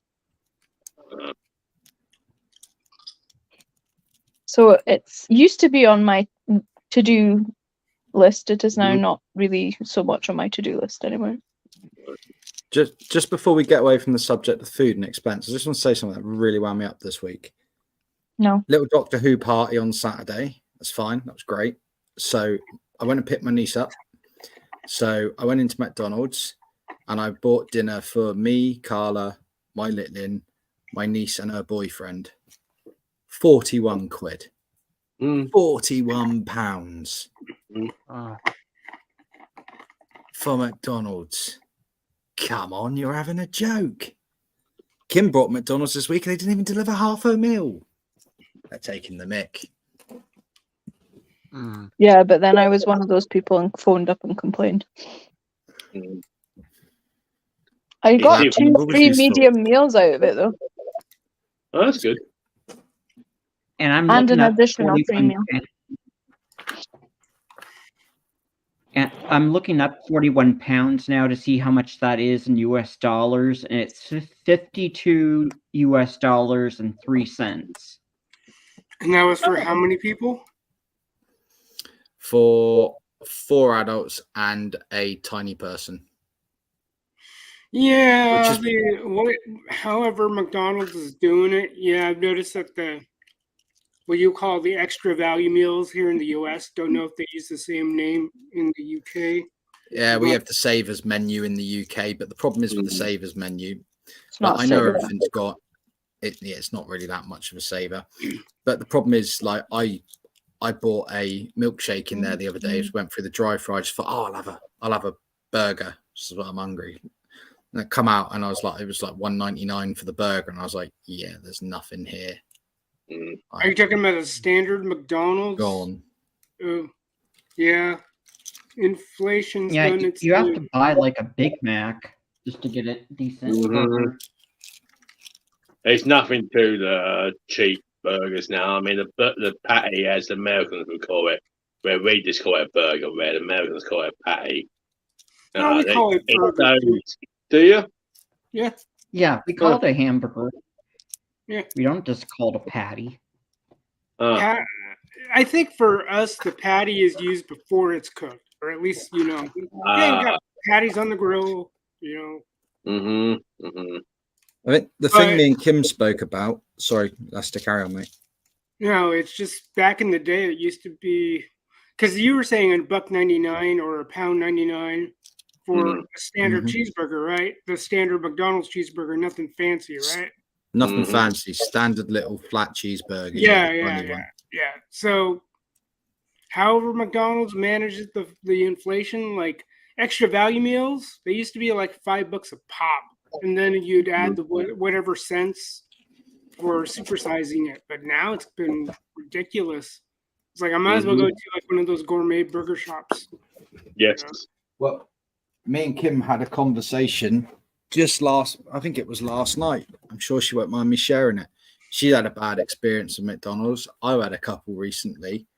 And what we were both saying was for the price, I appreciate everything's gone up, but for the price you're paying now, as to the point you've made, Lester, you're paying so much that now I don't want mistakes from you. Once upon a time, it was a cheap place to eat. And if there was the odd mistake, well, it's cheap, quick, fast food. Yep. But now you're paying, what was that? What did you say you paid for that burger the other night, Kim? That amazing one you sent me a picture of? It was like £5.09. Ooh. And what burger was that, Kim? Was that one of their frou-frou, quote, gourmet? Yeah, it was like it was called the Big and Cheesy, and I was just like, I will never be buying that again. Yeah. Like I'm not even joking you, I'm sorry, but like by the time you get it home ready to eat it, half of it's fallen out the burger, and I'm like, I don't understand how you can put it together so hapdash that it falls out, like half this filling falls out the burger, and I've got to put it back together again before I can eat it. Yep. I'm like, really? They're not doing something right, because I know here in the States, they never seem to have that problem. Once they get it in there, they just wrap up the burger in a thing, and it should stay. One of the problems we have here, Tim, and I think they should do, is that when they assemble a Big Mac, I don't know, I don't remember what the McDonald's came like I had in America, but I think they benefit. This is riveting conversation for everyone here, but here we go. I think they benefit from wrapping the burger, then putting it in the Big Mac box, or just wrapping the burger, because that would hold it together. But they just chuck it in the box. Like Kim said, by the time you get home, top of the buns to the side, salads out of it, the cheese is melted to the box. And you're like, oh, for Christ's sake, my burger's But do you not ruined. remember, one, they used to wrap all their burgers, and two, they still wrap the hamburger, the cheeseburger, the triple cheeseburger. Like, they still wrap all of those, so I don't understand why they can't wrap a Big Mac. Exactly. A Big Mac is the same size as a triple cheeseburger. Yes.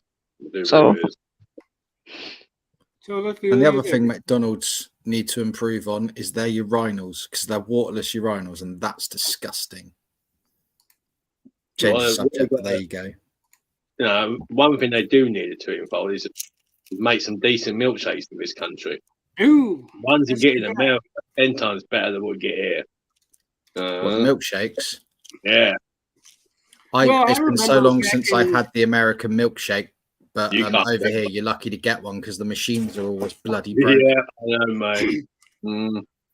So wait, did the UK quote upgrade to like self-checkout kiosks? Because we have that. Yes, we got all that. We had them before you. Oh, great. Good to know.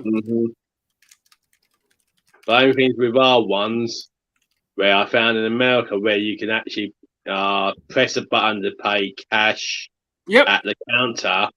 Our one, you got to basically cancel the card, and then it will come up finally saying you can pay a counter. But for a long time, you couldn't. It literally was pay at the machine. Yeah, it's not the experience it used to be. Like even as a kid, I mean, it's not pressed anymore. You know, going back to a lot of the IPs that we lament nowadays, I just think in general, advertising has just gone down the crapper. Like I said to my niece, sorry, Lester. I said to my niece on Saturday night in McDonald's. I was stood in this McDonald's, which is trying to look all swish and swanky now with the wooden effect and stuff. And I said, when I was a kid, used to come in McDonald's, the stalls were burgers. You had big paintings and murals on the wall of like McDonald land. And I said it was all brown and wooden and like the wood, but you know, like the stained glass stuff and all that. And I missed that. And they've turned McDonald's has McDonald's doesn't look too dissimilar to the waiting room of my dentist's now. I'm not even kidding. It looks like the waiting room at my dentist. Yeah, that's not what we go to McDonald's for. Yeah. So, who watched Doctor Who on Saturday? Has somebody mentioned Doctor Who?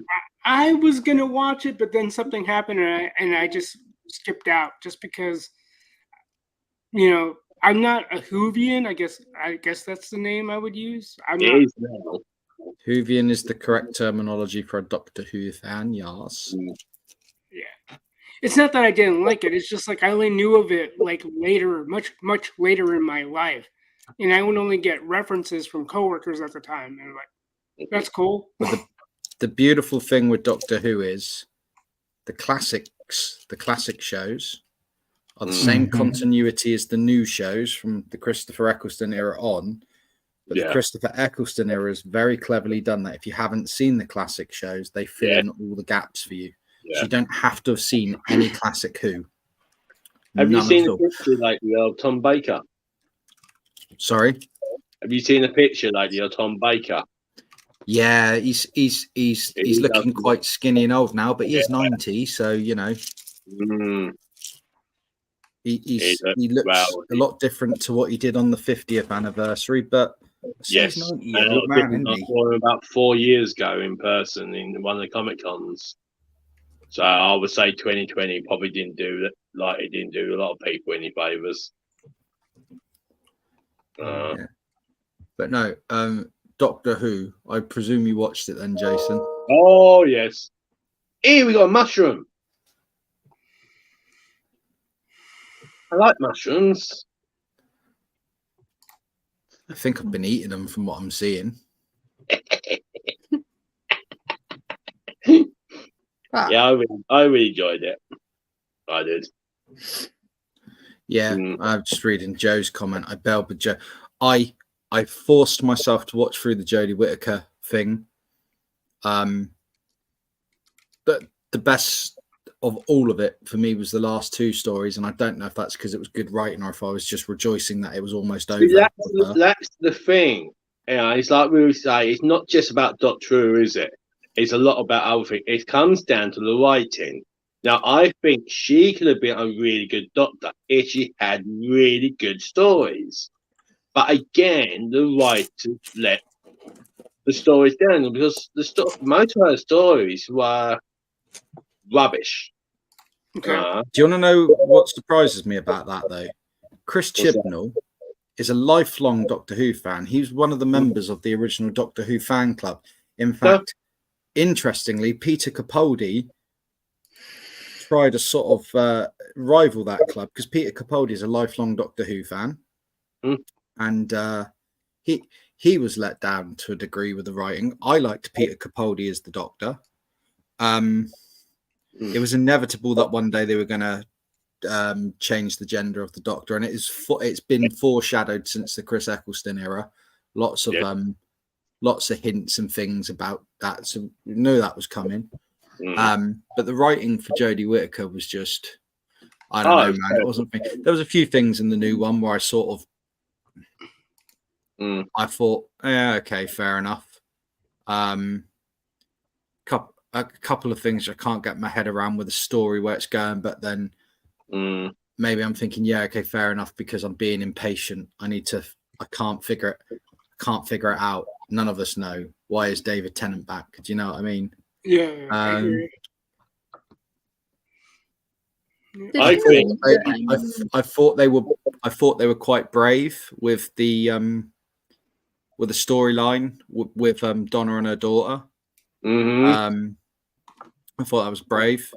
I'm not saying that in a bad or derogatory way, but it was brave to address that. I think what else did I pick up on? Tennant back is to save it because he was at the highlight, wasn't he? When they rebought Doctor Who, they had the most figures showing with David Tennant. And I think it's one of the reasons why they brought him back as well.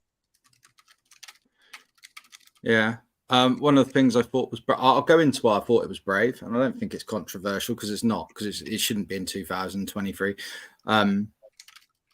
Donna's daughter being trans, and I thought it was quite a brave scene showing the bullying from the neighbours, giving her, you know, I thought that was quite sort of, rather than just it sort of showing her plight and that, but and it was done, I think, tastefully, and I think it wasn't done just to insert it into the story. It was done as part of the story, and it made sense at the end with what happened with Donna and the daughter, and the sort of change you get. I don't want to give too much away in case people haven't seen it. Do you know what I mean, Jason? It was done well. Yeah. It was done well. I know there was a lot of complaints about that, which I'm just like, look, come on, we're in 2023 now. It's the reality of the world, and you shouldn't be put off by that, because I've got trans friends, and so that's a reality. But I thought that was brave, and by brave, just like, I just think Russell T Davies is quite good at tackling things head on without virtual signaling, making it a valid part of the story, rather than just chucking it in there for the sake of it to be with the times. He made it part of the story. I liked that, and that's why if you write things well, and that's what I think Chris Chibnall didn't have about him with some of his storylines. I felt some of the things he went over were just put in there for the sake of putting it in there to make a point, whereas Russell's done one episode back. Like I said, I rolled my eyes at a few things, but one of the things I rolled my eyes at was Wilf. Then Bernard Cribbin's character saying he was still alive, because I say he passed away in real life, so I thought that would have been a really poignant moment. Yeah, but when they filmed it, he was actually still alive. They did. Yeah, but I get that, but he'd died, and I know they did a lot of pickup shots in the last few months, and they could have changed that to be a really poignant moment and a real nice dedication to Wilf, if you see what I mean. That's what I was on about. I rolled my eyes. I was a bit like, because now, I don't know, just to me, I just think Bernard Cribbins is such an iconic English person. Well, it could have been a really nice tribute to him in that moment. And then they do the tribute, and then Donna's like, no, he's alive. He's in a... And I'm like, for all the comedy, I love Donna Noble's character, but I just thought that was a moment where I was like, you had a really nice moment, and it just felt a bit ruined. Just my opinion, you know? Who used to watch Grange Hill? A long time ago. Yeah, usually. You think they used to bring a lot of things on that the day standard, there would be after 9 o'clock water shop, you know. I mean, they bought drugs and it was quite no. Yeah. No, they were quite ahead of the time, you know. They were, and that's why I say I'm glad that Russell T Davies was brave to have that story in there at that time of day, and to address it properly, and not just force it in there, and make it a valid part of the story, and do it well. Because TV shows, to a degree, me and Dave had a conversation the other night and relating to comedy, and I think we were just sort of talking about how everything moves on, doesn't it? Really, the standard of the day is different, and just it with shows they move on. So, I don't know if they're gonna keep Rose's character in it. It'd be interesting to see if they do. She was a really good actor, or actress, or actor. Do you have to call, because now are all actors actors, or do you say actress now? Does anyone know? Because I know some terms. I just say actors for everything. I say actor or actress, just because I stopped saying actress and I just said actor, because at the end of the day, they're all actors. Yes. Yeah, But here at in the the same States, we time- pretty much just same call time- everybody actors. Sorry, Because that's what Leslie. they are. Like, I for don't me, know. don't know why we need to put tress on the end of stuff because they all do the same thing. They're all actors. No, it's a language thing, which I wish that there would be a slow comeback, because English does have a gender in the language, so it's like not in the English language. In other yes, languages, they do. there- Brethren. No, that can be disputed. If you really want to go down the Oxford and Cambridge line, that can be disputed. It can't be disputed in things like German and French. They do have masculine and feminine. There is a difference here. I did look up old terms, so they are archaic, technically speaking. I mean, you're talking to a guy who took linguistics, so. Yeah, but to be fair, the word ball bag is in the dictionary now. What kind of gender is that? Like, what term? Like ball bag. It's in the dictionary now. Well, that's why I stick to the. That's why I stick to the old dictionary. What am I calling that? Is that a masculine word because of what it relates to? Like, there's so many things in the dictionary now. The thing is, when we apply it, because people are losing the sense of personhood. People are losing the sense of personhood. Yes, part of your person is what sex you're born with, and you're navigating. I mean, I only asked if you say actor or actress now. Sorry, it's hard to go down. Okay, guys, everybody, this topic is not something I really want to get into for this type of live stream. No, okay, sure. So I know Nick had brought up there were transgender. Well, that's not a taboo subject in this day and age. Transgender. The thing is, though, Nick, is some people do not completely agree with that, and that I think for this type of live stream, it's just making it too much of a. It's politicizing the chat. Not really. I was talking about Doctor Who. I was talking about Doctor Who. No. So I'll answer Nick's question. I don't really want to get into a topic, a transgender. No. These chats because it's politicizing. That's not the topic. I appreciate you don't want to speak about it, Tim, but that's not the topic we're on. Question. Okay, I still use actress when I refer to a female actress or actor who happens to be female. That's all. So I still use it like I use any appropriate one, but that's what I use. Okay. And I just provided a reason why I still do. That's all. I'm not looking to be political. That's it. But you were getting off topic on there and getting into some things I don't think it's really appropriate for this type of live stream. Right. Yep, no worries. Fair enough, but I was literally talking about Doctor Who because the subject came up. That's the story. Yeah.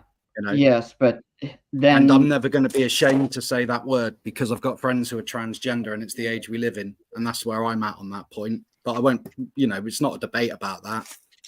Yeah, I don't want to, because it's going to turn into a debate if we get into it a little bit too much. And I just don't really want to politicize a live stream. And I feel that it's just going to politicize the live stream a bit too much. Okay, we'll agree to disagree there, but it is your stream and I will respect that point. That's totally fine. So as far as Doctor Who, as far as the fandom goes, I know it's a little split, but I don't mind fill in the blank, whatever thing you want to push, do it right. Like, just do it right, do it well. That's what I say about everything. But it just seems as though you can push an angle, but it just seems like I think Nick tried to explain, like a lot of it is being done for the sake of it. So I'll just leave it there. That just put together a good production and help me appreciate whatever it is you want to communicate. I don't know.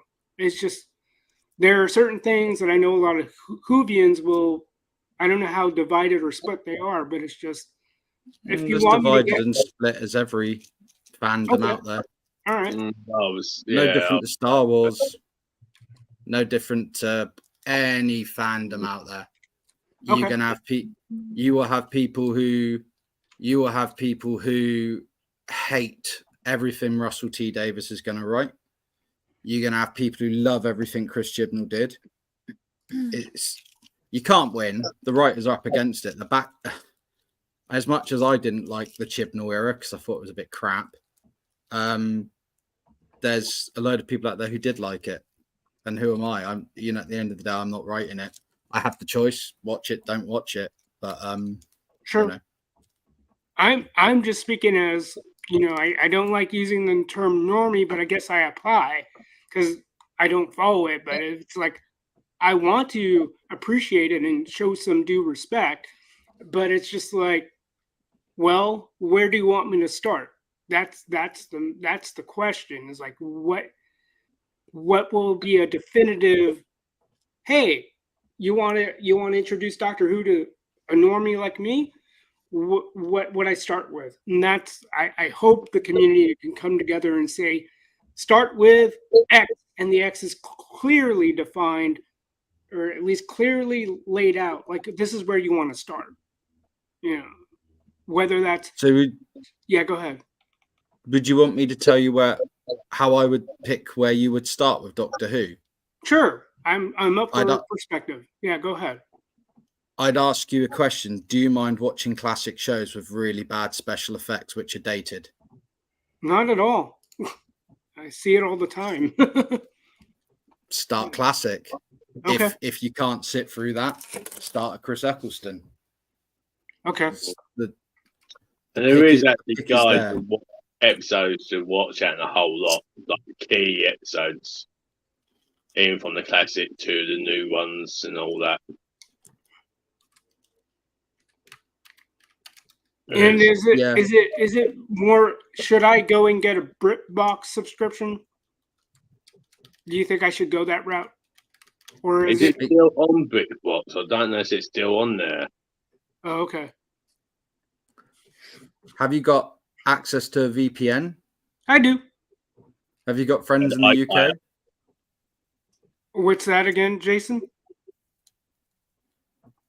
Nick was about to say the same thing. iPlayer. Have you got access to a VPN? Every single Doctor Who episode that is available, that isn't lost and has been reconstructed, boom, they're on the iPlayer right now. All right. Mm-hmm. But it's nearly 800 episodes, so you've got a bit of catching up to do. That's fine. I mean, at least I can say I'm aware of it. Like I know I've been around coworkers who are just loving Doctor Who, who are just absolute Whovians, because I'm saying it right, but that's cute. You do you. I'm like, I would get into Who, but where do I start? Why did they?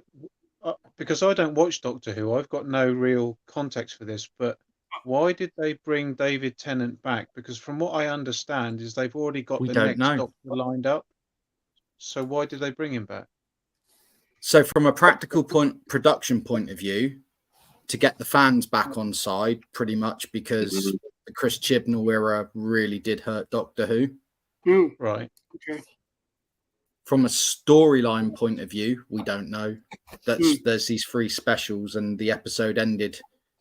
It's a little weird, ominous when she says to him, like, you can't know your future. And he's like, well, I do. I was a man with a bow tie. I was a Scottish man. Then I was a woman, and I've got this old face back again. And then he sort of looks as if to say, when Donna, do you remember the bit I mean, Jason, where he looks a bit sketchy, like he knows something, but he wouldn't let on. So none of us know. No. But in the 50th anniversary, Tom Baker turned around to Matt Smith and said, you may find yourself revisiting some of your old favourite faces, or words to that effect. Right. What we all took being basically the classic Doctors, like Sister McCoy, all them be back, but we just don't know, because we don't even know if in the 50th anniversary, if Tom Baker being in the museum, we don't know if that's the Doctor. We don't know. That's right. And there's an odd.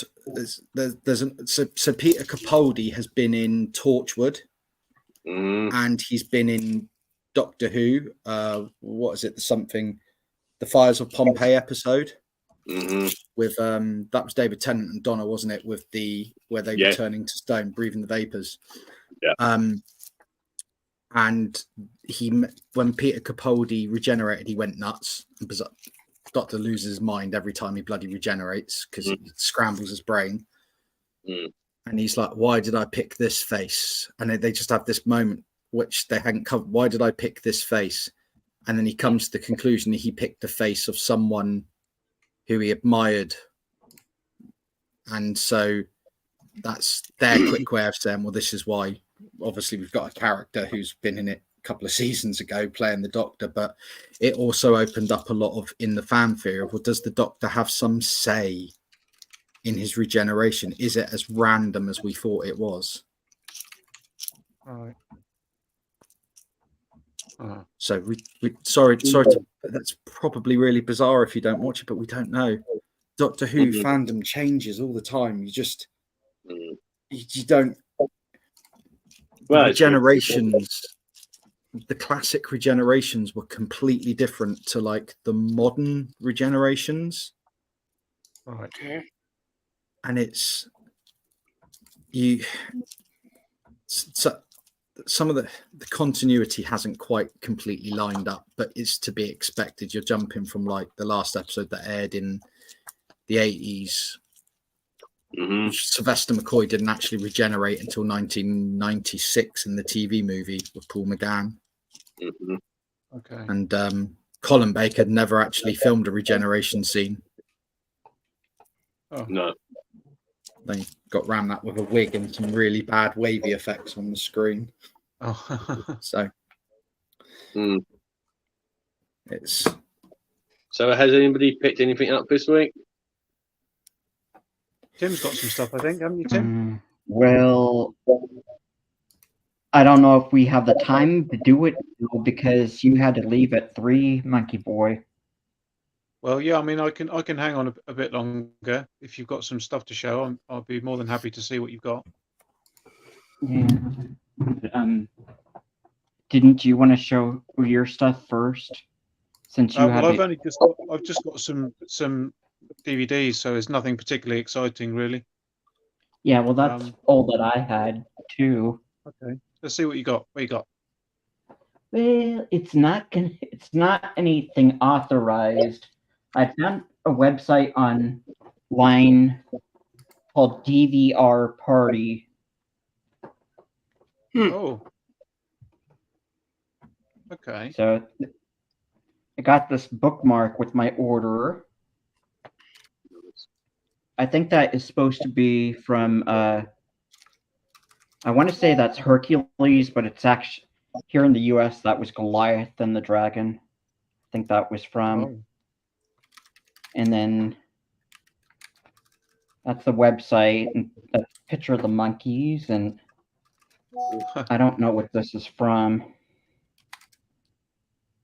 Oh, is that? Oh, that looked like Sarah Connor from Terminator, but it probably wasn't. I don't think so. Oh no, I don't think it was. No, I don't think that's Sarah Connor. That's just. No. I think that's something from the 60s. Yeah, I do. It's from some 60s B grade Horror movie. flick? Either a horror flick or a skin flick. Maybe a roughie. And then I got this. This is just some of the gifts they sent with my stuff. And I don't know. Yeah, this is some sort of like old like adult movie. I think this is advertising. Okay. It's strictly adult entertainment down there. Right. But I ordered just a few custom-made DVDs. It's nothing authorized. Like this one has only been on VHS and DVD-R, but this was the only way I could get a copy in widescreen. Okay, and what is it? It is The Sweet Ride. It's 60s movie with bikers, and I think there's a little bit of surfing in it, but it's more of a drama than a comedy. Jacqueline like Bisset is in this one. Your 60s and 70s movies, don't you, Tim? Yeah. I thought this was something like one of the Frankie and Annette beach party films, but it's not so much a beach party film. It's a little bit of a surfer beach party, but it's more serious. Tim, can you make yourself big so I can see the case? Okay. But this is just like a bootleg. This is not an authorized copy of this movie. But it was the only way I could see it in widescreen. All the DVDs out there of it aren't much better than the VHS. Okay. Yeah, color mono widescreen 16mm scope. So this is sourced from a 16mm print, but it's in the actual widescreen format. Usually with 16mm, you're just getting a TV print. Right. But I think this is the full uncut version. Looks a bit saucy. Well, Jacqueline Bisset gets beat up in this, and I think left for dead. And a couple of guys find her on the beach and save her. Right. And then I bought one of their sampler discs, which is mainly just movie trailers. It's mainly old horror movies on here. Horror movie trailers. So those were the two I had actually ordered, and then they've got that.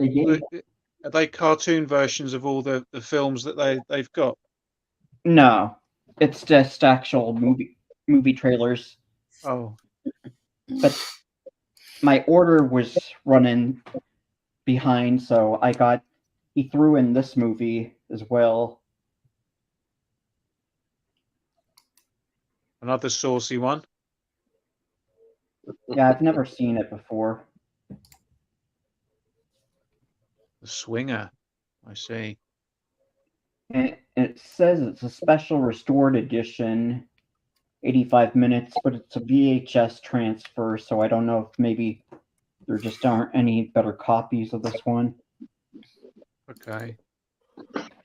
And then got Andy Warhol's Bad was another one he threw in, which is just another VHS copy transferred to DVD. This is a weird one. Yeah. And then he threw in these little discs, Late Night Chillorama, which is just it's very old horror movie trailers. Oh, cool.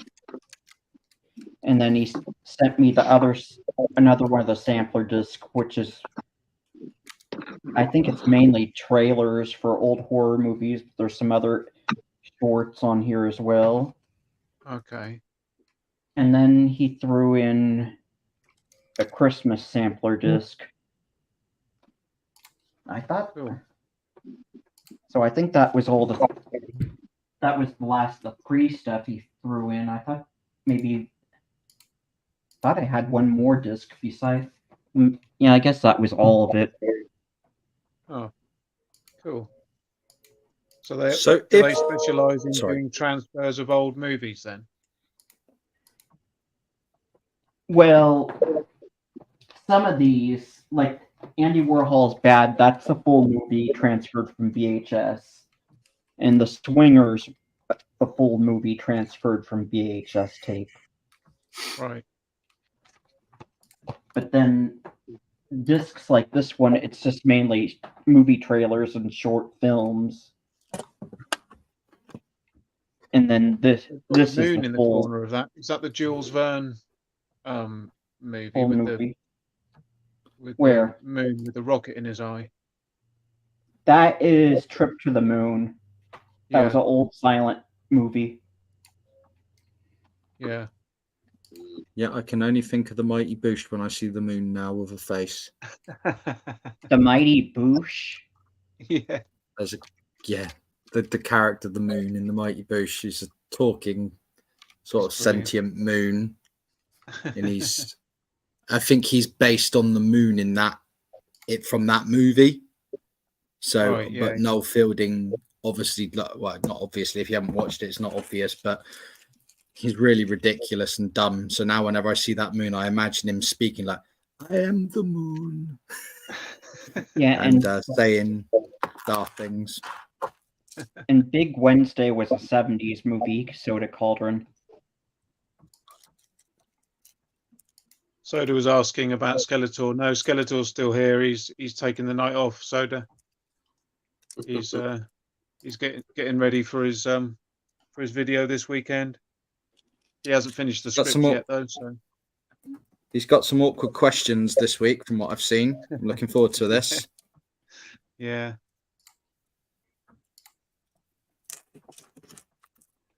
Oh yeah, Andrew's talking about the sheep eye in that Warhol movie where they go put the scalpel up to the woman's eye and then they cut to the sheep's eye being sliced open.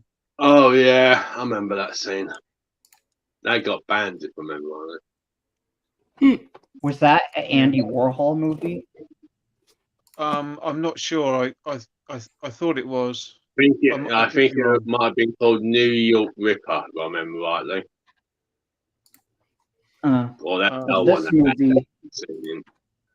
This movie has a pretty controversial scene where somebody throws a baby out a window. Oh. I think it was probably they didn't throw an actual live baby out the window, but I really hope they didn't. To me, it was staged to look like they did in one scene.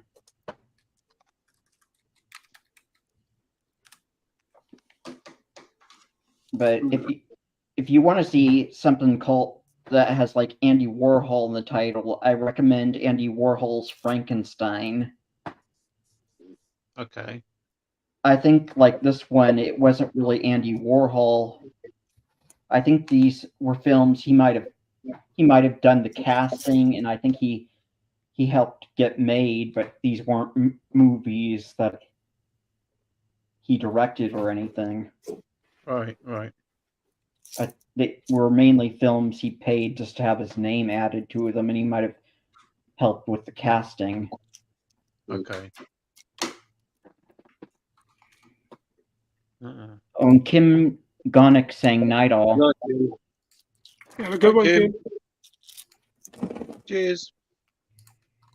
Andrew, even though on the farm I did do a bit of finishing off animals as a kid, and Andrew, yes, Andrew's saying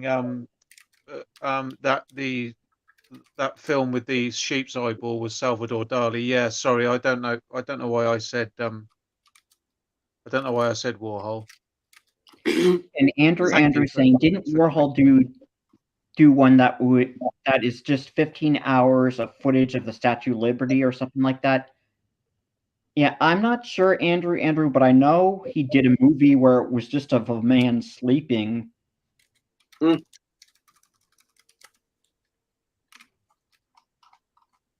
Cool. Yeah, I remember getting to see a movie of remember seeing a movie about him in junior high in my art class, 7th grade. I was in the 7th grade and I was taking an art class as an elective, and the teacher was saying, okay, parts of this movie, parts of this I cannot really show you because it's for adults only. So before it gets to that part, I'm going to stop it and fast forward through those parts. Oh, okay.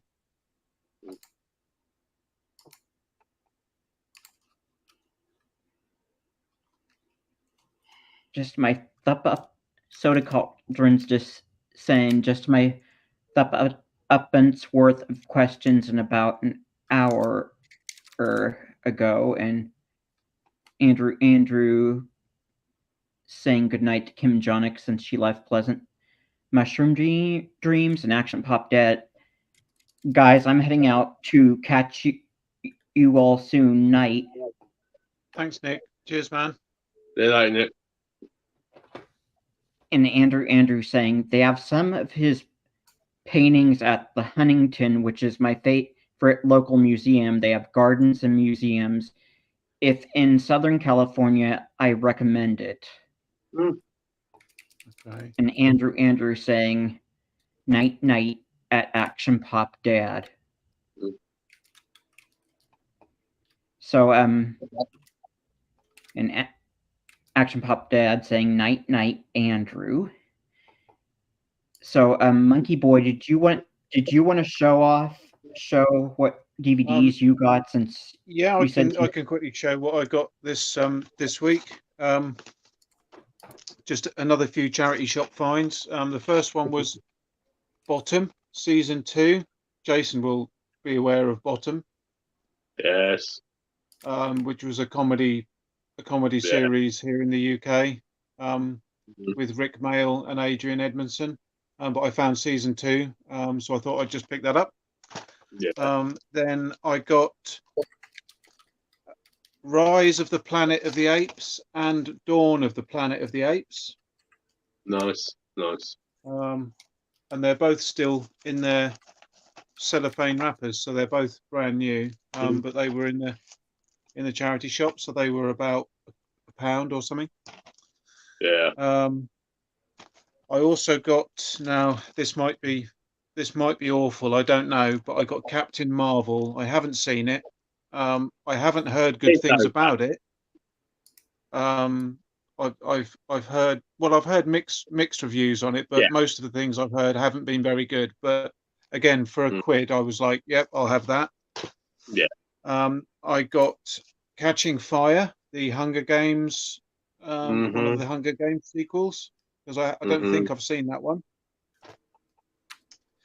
And then I got a Blu-ray of Kingsman: The Secret Service, which is an excellent film.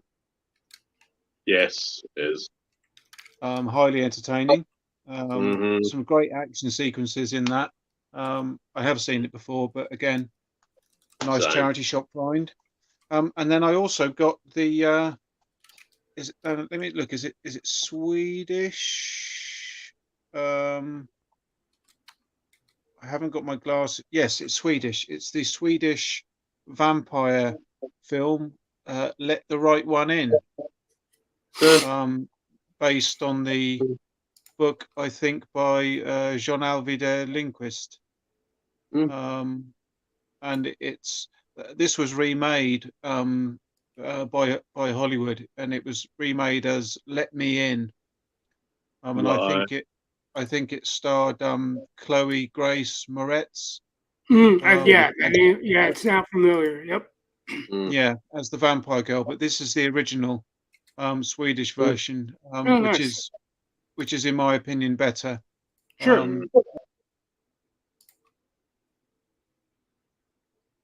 He popped down. He's going back in. So yeah, that was what I picked up this week. Well, I picked up two things. I picked bits up the day. I was over Tunbridge Wells and Tunbridge doing a bit of filming. I went into in the little mall there. They got a little toy shop, bit like entertainment, but it wasn't a toy shop. It's called Toy Master. Oh, and I didn't think I'd find anything. But I looked on the bottom shelf. They had some He-Man figures. Nice. Okay.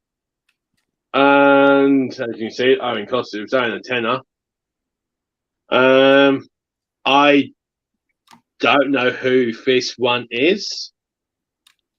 I mean, what's the character called? I didn't see. Eternia Goddess. Oh yeah. It's like Tila but green. Yeah, I mean, what is it? A special line they did for Taylor, or is that a whole new? No, I mean in the original mini comics, when right at the beginning of Masters of the Universe, Teal, there was an Eternian goddess that was green, and she was the one that gave He-Man his power sword and his armor. Oh, right. So that character that you've got there is based on the early appearance in the mini comics. I ain't got no comic. All right, you've ripped me off. It's half open, man. Okay, show it again, Jason. I'm making you bigger so we can get a closer look at her. Someone's pinched the mini comic. Yeah, well, half of them was they had really sealed a lot of them. Okay. The fish one's actually Huh. I think they put the same mini comic in every one of those. Yeah, each wave had the same comic. Yeah. Well, that artwork's really good. Let me see, get the camera.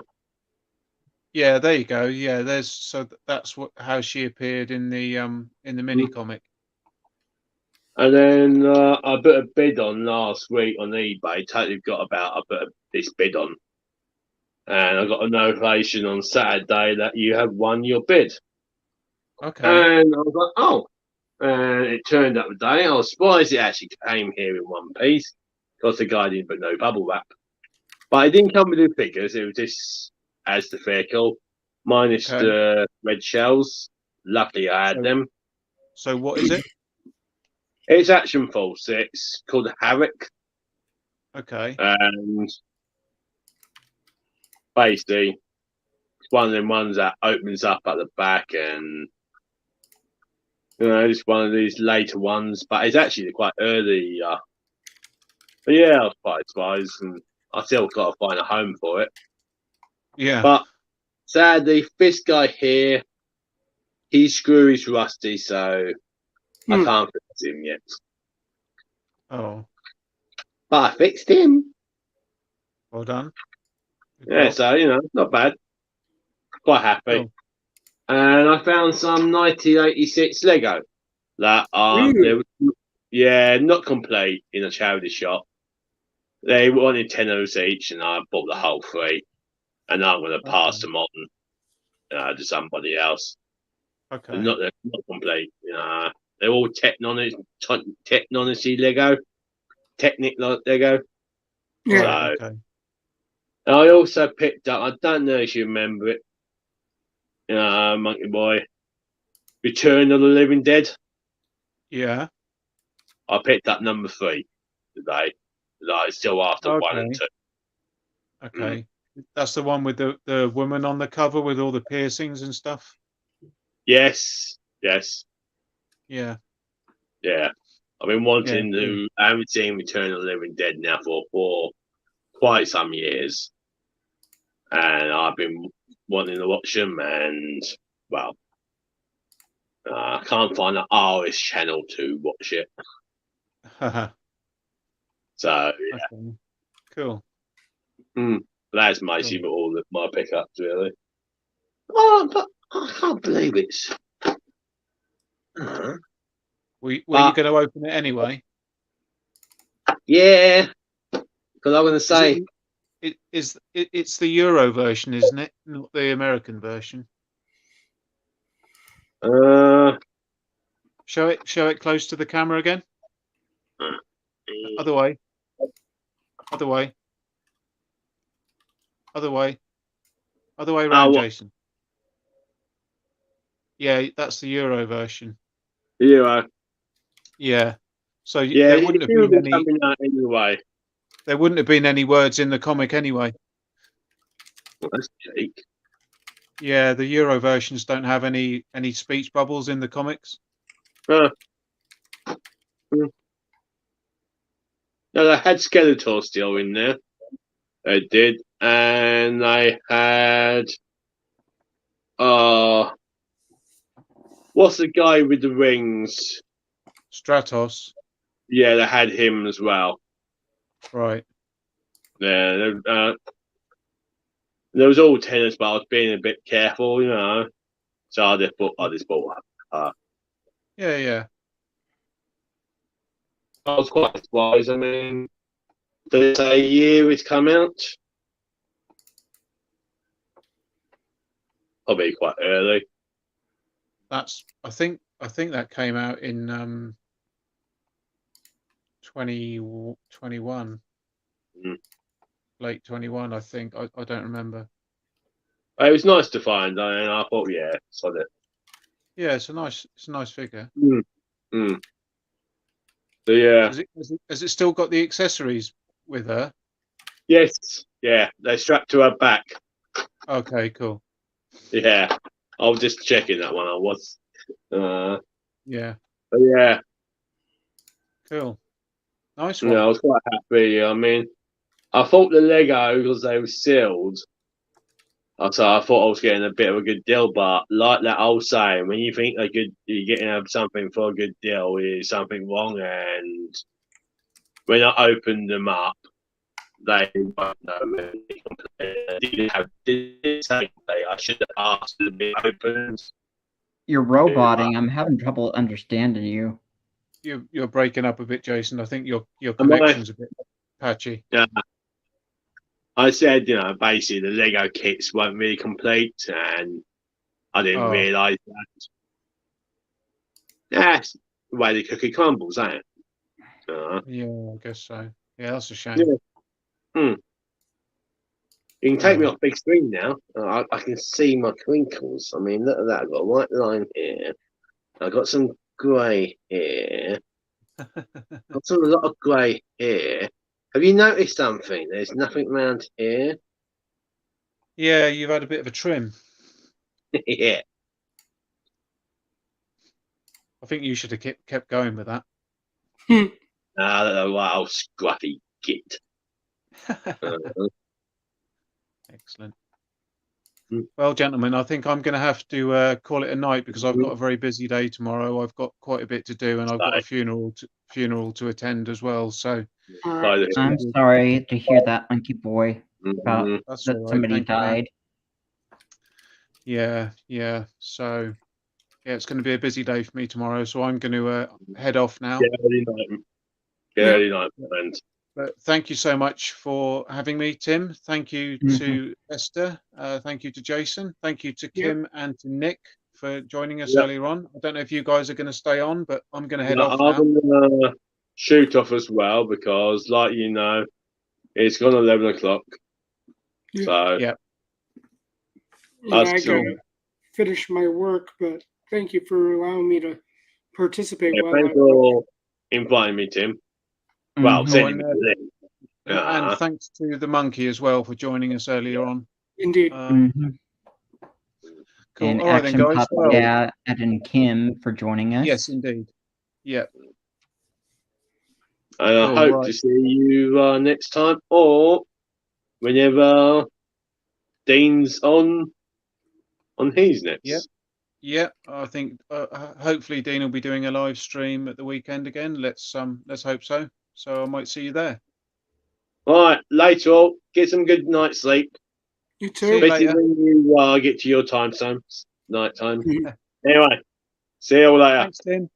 Cheers, mate. See you later, Tim. Thanks. See you, everyone. Bye. I got to get out. Okay, let me end the stream first, guys. Okay.